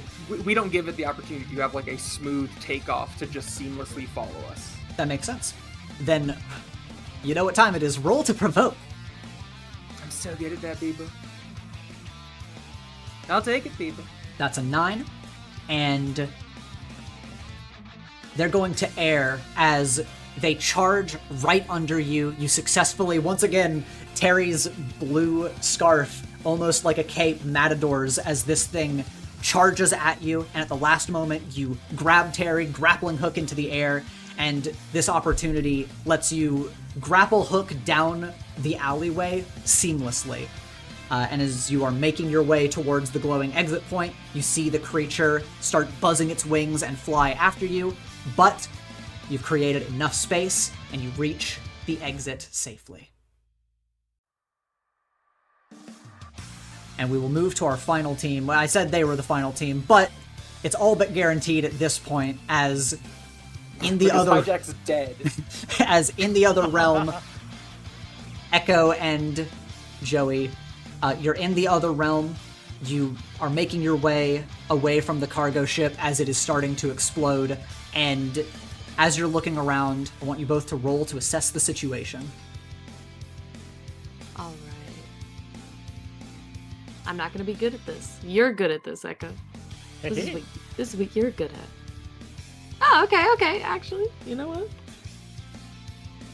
I think I just noticed that it doesn't look like the OBS has been recording the rolls at all, which is really funny. For a second, I thought you were going to say it wasn't recording. Not at all. Like, At end all. of sentence. No. Yeah, I thought Finally, you were we're gonna free say that. from, nay, I shouldn't. I don't think it's been recording the rolls, but that's fine. It doesn't matter. Oh, my funny meme gifs of the JoJo. Oh, that's so Oh, true. that We've been is- saying funny shit in chat. Oh, That does suck. We've all had some good ones tonight. I don't know For why. context, OBS is just bad. I did the JoJo approaching meme for when Echo was gonna go punch him. Yeah. He also said some fucked up shit that I should not repeat. Yeah. For all of our future viewing experiences, we'll have the context of the rolls from our reactions. It's fine. It's a good thing we always say, You gotta "Oh, go full hit hit, the partial roll." hit." yeah, we do at least go. You and know what? explain what we're doing. While I'm scrolling up and showing the entire chat in mere seconds, yeah, both of you, you both succeeded, and you are both looking in the distance as you both lock onto and see a glowing exit point at the docks in the city, and the ship is exploding behind you. You get the hell out of Dodge. I mean, Yeah. heck yeah, but I think also we have like a fist bump moment. Like, Oh, absolutely.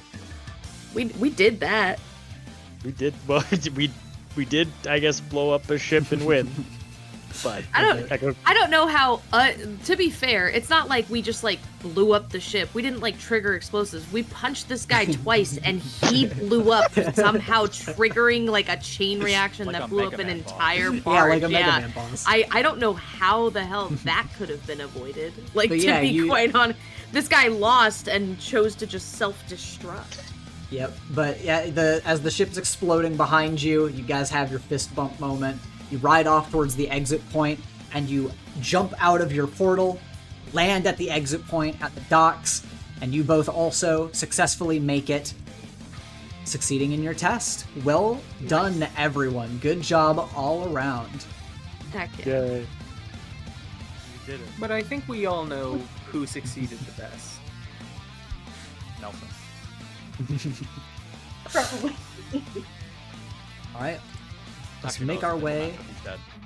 back Yeah, out. they lost. Are we gonna have like a not a locker room moment again, where it's almost like we leave and we get to see who comes out last? Oh, you know what? Yeah, let's move to the locker room here. I just want to know, like if we're in the locker room and we're like, wow, that was really good, guys, and like who's around us and who's not done yet. Yeah, I'm not done yet. not done yet. Let me give you that. As we make our way, Class. Sorry. as we make our way into the locker room, chronologically, everything's happening at the same time, but all of your teams kind of make it back around the same time. Echo and Joey, you guys walk in.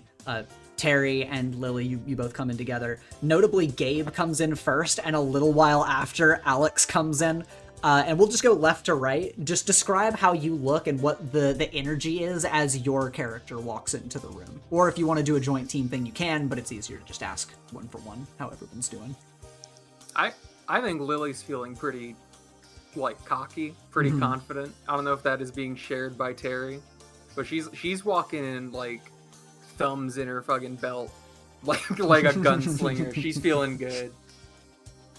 Terry, at the end there, didn't know Lily was doing the last second thing, so his mind thought back to the last time a massive monster was about to be crushed and make him bounce against walls. So he's a little he's excited, but not in the I did a good job. It's I'm a conscious. I wasn't bounced against concrete. Now you know who you can trust with the grappling hook. Yeah. So Oh he's my excited. god. He looks. Fucked up. +2. So yeah, Terry looks like he's excited that he succeeded, but he's actually just excited that he did not get brutally bounced against concrete. But you can't tell the difference. You're riding on adrenaline. You're a Yeah. little tightly wound, but Lily's just fuck yeah, hell yeah. That was easy. You guys make your way in. Joey and Echo, what's your guys' vibe as you make your way in? I think Happy, right? also it's just happy. I think we're happy. I think that it's walking in. It's like Joey doing little punches into Echo's shoulder, being and then we were bam, bam, bam. But why didn't he explode? That makes no sense. It was so over the top dramatically. He's like, no. And upon seeing also that Terry and Lily are in here, we'd be having our own little Spider-Man moment of all pointing at each other, oh my gosh, we're in here, we did it. And as you guys make your way in, Gabe comes in first, and he's not very emotive, but he kind of has actually roll to pierce the mask. Whoever wants to. Anyone? Anyone. I'll pierce the mask. I'll pierce the mask only because I have a +1 on him, so I think I should take the chance. I don't have a +1 at piercing or whatever. No, I I'm don't just know. bad at it. I'm just fully facing the mirror, doing my fucking Ocelot gun tricks. Terry, Echo, do you guys want to try? Harry's not paying that much attention to everyone else in the room. He will eventually, but like he's not gonna like try and suss out how people felt beyond Sure, the I surface will. level. Because like honestly, the people who are here, like I can tell, like Terry can tell pretty easily, like no one's really downtrodden. Like no one got their shit beat up. Everyone's limbs are attached. Yeah. He thinks everyone's fine. That's so fucked up. Echo, as always, on the surface, it's like you can't get a read on this guy. And you know his helmet of hard light disables itself, and he's just gonna go to sit. But as he walks in and sits, you get the sense that despite not being very expressive, he also seems very smug in this moment. A Mona Lisa smile. And behind him, a little bit after, Alex walks into the room, having let out all of her extra power before getting back. Alex, how do you react as you get into the room? Just kind of like frazzled and brain fried and just visibly exhausted and yet relieved from not causing too much damage and managing to make it through. Echo kind of calls over to those two and goes, "So, how'd it go?" Gabe just doesn't really We react to survived. you. He just gives a little bit of a nod. It went well, bad, horrible, amazing. Well, I didn't knock down any buildings, so that's a win. Nice. And Nightwalker, how did he do? He's tough and fast and kind of scary. We accidentally blew up a boat. We did blow up a boat. You guys were on a boat? Sounds like you had an interesting time. Yeah, it was a barge. It had all these shipping crates on it, and it was totally booby trapped. But luckily, we didn't. I mean, we didn't fall for the booby traps technically, but they almost got us in the beginning. Well, we did punch him twice, and he did explode. He just exploded. There was no did reason explode. for that. It was And weird. from off screen, we see between the lockers that Priscilla is like leaning against a locker, and Nelson comes out hearing the voices, and he comes around the corner and says, "Oh, what blew up?" As the audience cheers, it's Nelson. And then Nelson comes around the corner and is like, "Oh, what blew up? We blew up a guy. You blew up one of the teachers? Yeah. Are they okay? You were up against Hijack, correct?" Does he do Yes. that normally? I don't know. Yeah, actually, I mean, you guys also don't seem concerned. It was kind of funny. Well, I'm sure I he's... felt like it was a bit, right? Like, look at Echo. like, should we not have been laughing? Like, should we have been concerned that our teacher blew up? I don't Would know. you- manslaughter? When you have that thought, Nelson just stands upright and gives you a little thumbs up and says, "Well, in any case, it sounds like all of you passed with flying colors, so I'm glad to hear it." Yeah, I ripped out Chrysalis's windpipe with my teeth. You did what? He just like looks at you. I don't know what else to call it. It was Well, like that's a her pretty air good pipe. idea. Oh, on her mask. He just Yeah. drops a little bit. And yeah, as these groups are in here, the rest of the teams will start making their way in.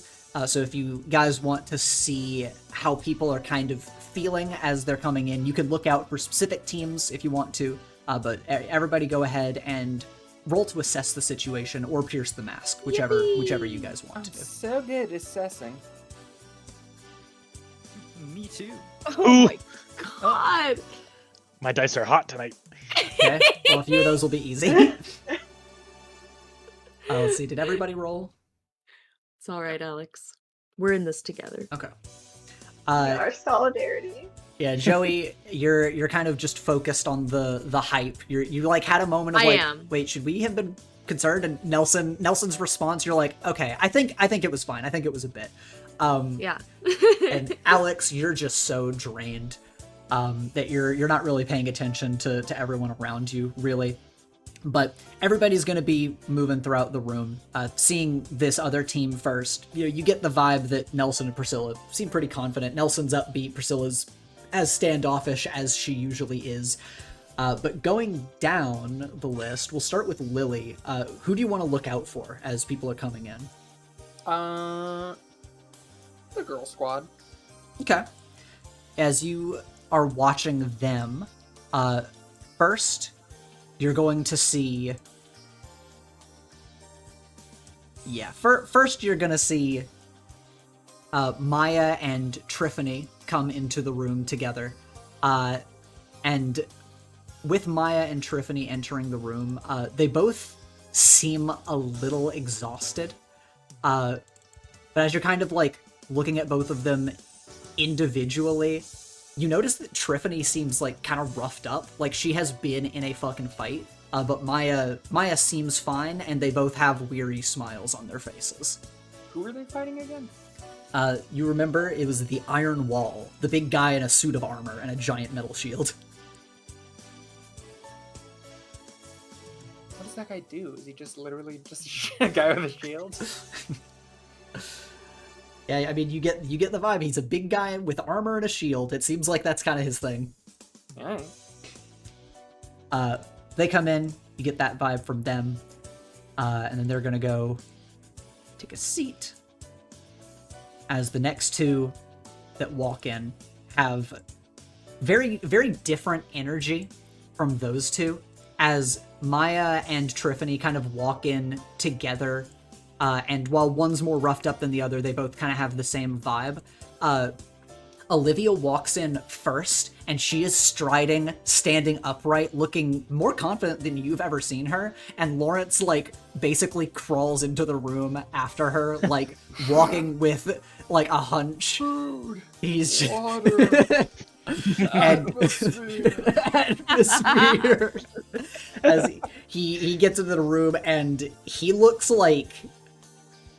aghast as he is watching Olivia move into the locker room. Do you want to approach any of these guys, or do you just want to kind of get the vibe and let them be? She'll call out when Lawrence comes in looking like that, and just call out, for both of them to hear, and just be like, "Did Olivia carry you? Why do you look so roughed up?" Olivia kind of just moves into the corner of the room and kind of just goes a bit further, seemingly a bit out of earshot, but Lawrence, moving a lot slower, kind of moves towards you guys. He's like, hey, yeah, that was... Sorry, I'm still kind of coming off of what happened. I'm kind of embarrassed to say it, but yeah, Olivia kind of carried me. Should have talked to her. I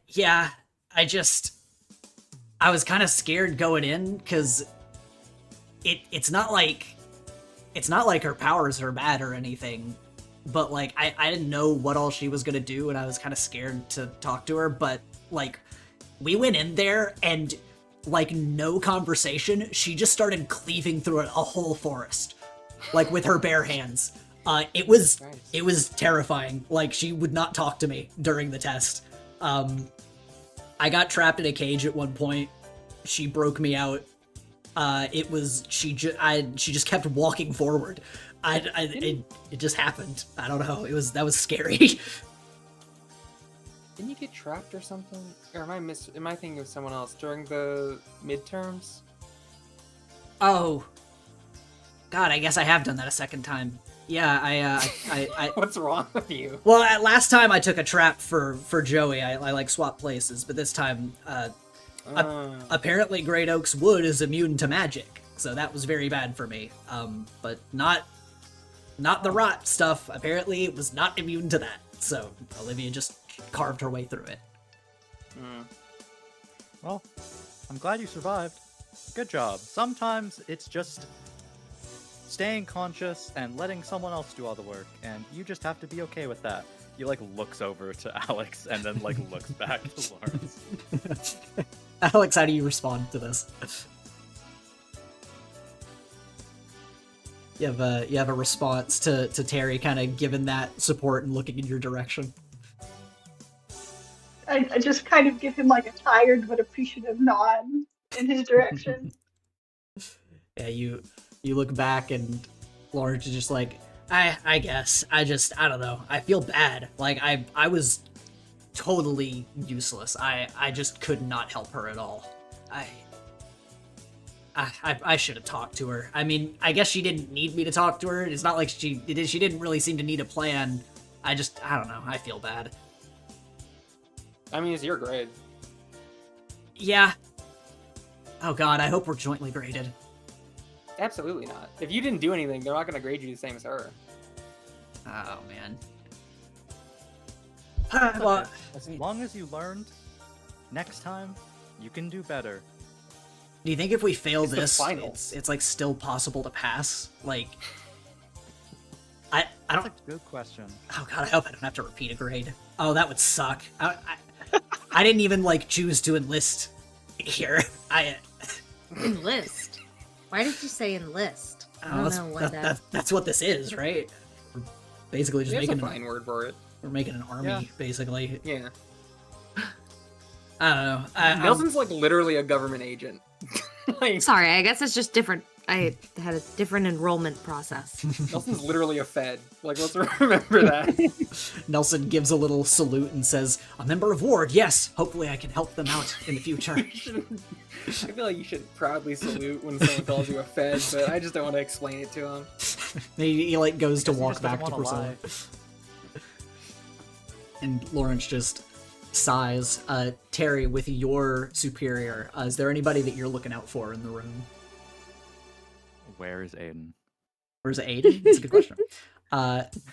You see, as another team comes in, as Robert and Aiden make their way into the room, and they both also look exhausted.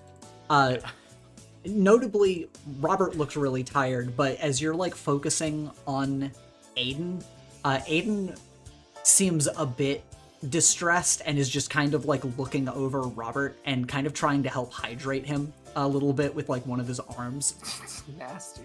That was another like grudge match where I saw the matchup and I was like, damn, Yeah, that's messed up. it seems pretty clear that Aiden is like looks ever so slightly smaller in size, and Robert looks like dried out. He just sits down and gives a sigh, and they both just seem very tired. And then finally, Echo, as you're looking around the room, who do you want to look out for? Is there any in particular person, or are you just kind of like looking at the vibe of any teams? What do you want to find out here? Can you, because I'm curious, can you give me the lore unlocks for the remaining teams for that sweet who passed, who failed? Of The course vibes I of can. it. Did anyone fail? As we'll get to the final team first, as they're making their way in. They're kind of making their way in at the same time as a few of the other teams. But the final team that makes their way in is going to be Evan and Danny. And as they enter the room, Evan actually, where he looked nervous before, he kind of seems to be standing a bit more upright. Seems like he feels a bit better about himself. And Danny is looking as smug as you would expect her to look. And they both seem fine. It seems like really the worst vibes in the room were coming from Lawrence specifically, Robert and Aiden, and Triffany and Maya. Those are like the most concerning to see. Makes sense. Echo just kind of is leaning back just to resting. He is a little tired. But he kind of watches and just is happy it seems that everyone passed. Yeah, the vibe you get is that everybody passed, but some teams way closer by the skin of their teeth. And of course, some players seemed to do worse in the game than others. I look at Lawrence and then just chuckle to myself. He just kind of waves to you, Lily and Terry, and goes to walk off as he is just going to go de-stress on his own. Students are making their way in through the locker rooms to like basically the area where it separates so that people can go change and get out of their costumes. But any final things that you guys want to check in with each other or check in with people in order to talk to them?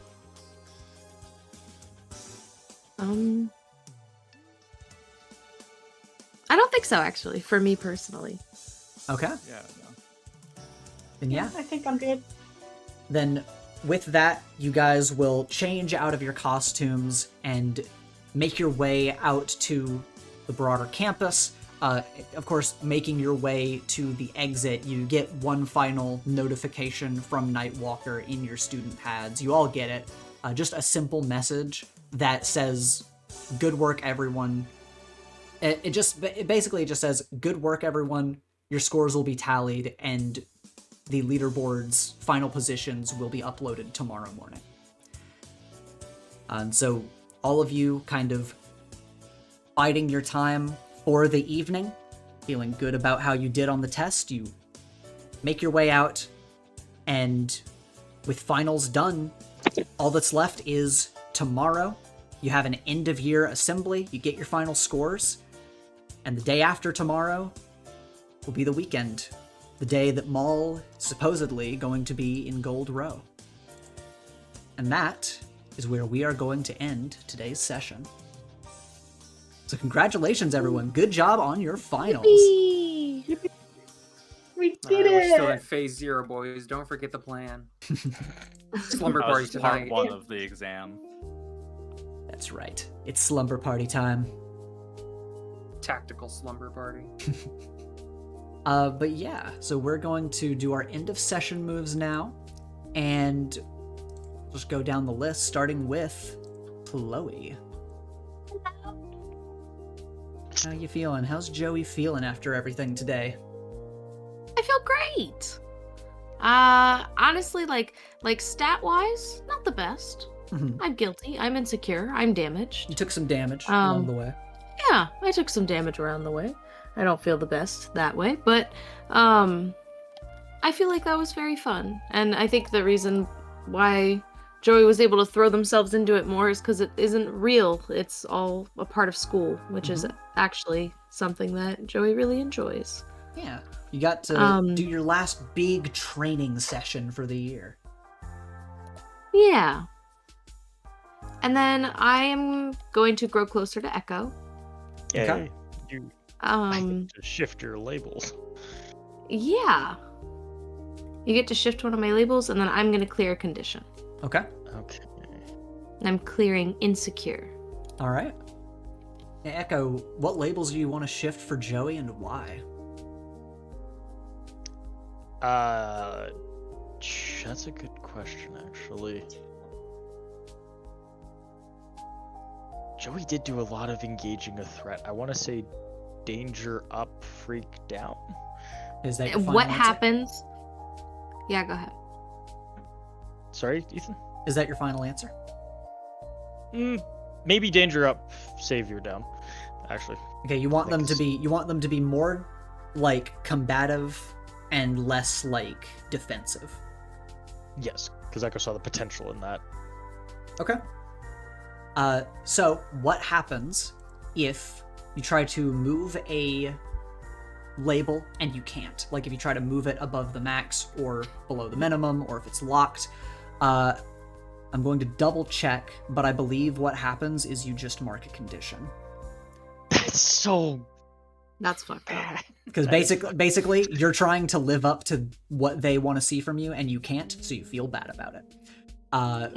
Wow. That's what that Wow. mechanic is. I wanna say I don't know this for certain, but I'm like in my gut I'm like 80% confident. I think Will has the best batting average of doing that, of trying to raise or lower a stat that can't be moved, and then inflicting a condition during the moves. Oops. That's fine. That's fine. All right. Yeah, you can mark. He's our one, biggest op. You can mark one condition, Joey. Okay, if damage... I have a question, because Yeah. damaged is unmarked now. Mm-hmm. Can I mark damaged? I think that's cheating, but I think that's cheating, but I'm gonna let you do it this time. Okay, for some reason, actually, my damage condition is gone now, too. Oh, that is weird. Oh, you know what? That's because you're on the other playbook, and the other playbook does not have it. Oh, see, I wanna... Yeah, I we're- wish I could We're gonna have to figure work this out. we're gonna Yeah. have to figure that stuff out later. But yeah, I'll let you do that. I wouldn't make it a rule to expect that in the future, but for this occasion, I'll let it happen. Cool. Okay, Echo, how you feeling? Bad, because I gave Joey a condition. but about the day, you don't know that. You're like hyping up Joey being like more aggressive in combat. You're like, I loved looking at that. And Joey, you're max savior, you're max danger. You're like, okay, I can't really do more than I'm doing, but I'm glad that I did a good job. So it kind of evened out. Yeah. I'm max for bold. Don't worry, you can get me back, because I feel like just Echo dead. and Joey did bond well, because it was this is the first time they've worked as a team, actually, in like a training In a while. situation. Yeah. Like in any of the actual like graded things and stuff. Obviously, we're always all working as a team whenever we like go out and do stuff. But I think this is the first time in a fat minute that we've gotten to be on a team for like anything school related. So I'm going to give you influence. Yay! And this means you can shift my labels. Yay! So Yeah, what do you want to shift and why? I would like to shift, because this just makes sense for Joey and how I think Joey sees Echo in general. I'm gonna go ahead and shift Savior up. And then I would like to shift Mundane down. Okay. Oh, and the reason why is because I think that Joey sees Echo as very heroic and expects them to be very like defensive of her and stuff like that. And a part of why they click so much is because neither of them are very normal. That makes sense. I like that. All right. What condition do I want to clear? Angry, hopeless, or insecure? Don't feel insecure, Pookie. Okay, insecure's gone. All right. Easy fix. Easy fix. All right, next up, Alex. How you feeling? Can I say I'm feeling closer to Gabe after our successful semi-teamwork? You can say that. I'll allow it. I'll allow it. That means you have a long list of people that you have given influence to, and Gabe is not one of them. So you can give influence to Gabe. Let's do it. And with that, you also get to clear a condition or mark potential. I'm going to clear a condition. All right, yeah, you're riding at 4 this whole session. I'm going to clear angry. Okay. Makes sense. The rest kind of makes sense with what still kind of looms on the horizon. All right. Kai, Terry. How's Terry feeling? I feel like Terry's in like his own way of thinking. He knows he works well with Lily. That's not surprising. This is not a surprising event. However, he's locked in between like the signature move, not really fucking up this entire time with the final exam. I think he's growing into his own image of himself, which is someone who has greater control over himself. Didn't even freak out about invisible people the entire time. It was great. He's trying to lock in, trying to get the job done. Yeah, he's locking in because he knows what's coming up. Like the finals was cool. Don't get it wrong. He likes doing Star Heights stuff. Maul is coming. He can't be distracted. He has to be sharp like a knife, and he is sharp like a knife right now. So I'm gonna go freak up and mundane down because he's not thinking about being a person at all. Okay, so I understand what you're doing with your labels. He's dialed in. It kind of. So you're not dialed in like I've got to do the heroic thing. You're dialed in to a freakish degree. You are locking the Oh yeah, no, fucking. he's gonna get Maul. Yeah. Okay. No, he's gonna get him So no the matter okay, what. the vibe changed, like pivoted during the sentence that you were saying. I had to make sure. Yeah, that makes sense. Go ahead and shift your labels. And finally, we've got Lily. The the moment Terry has to protect a civilian, he's finished.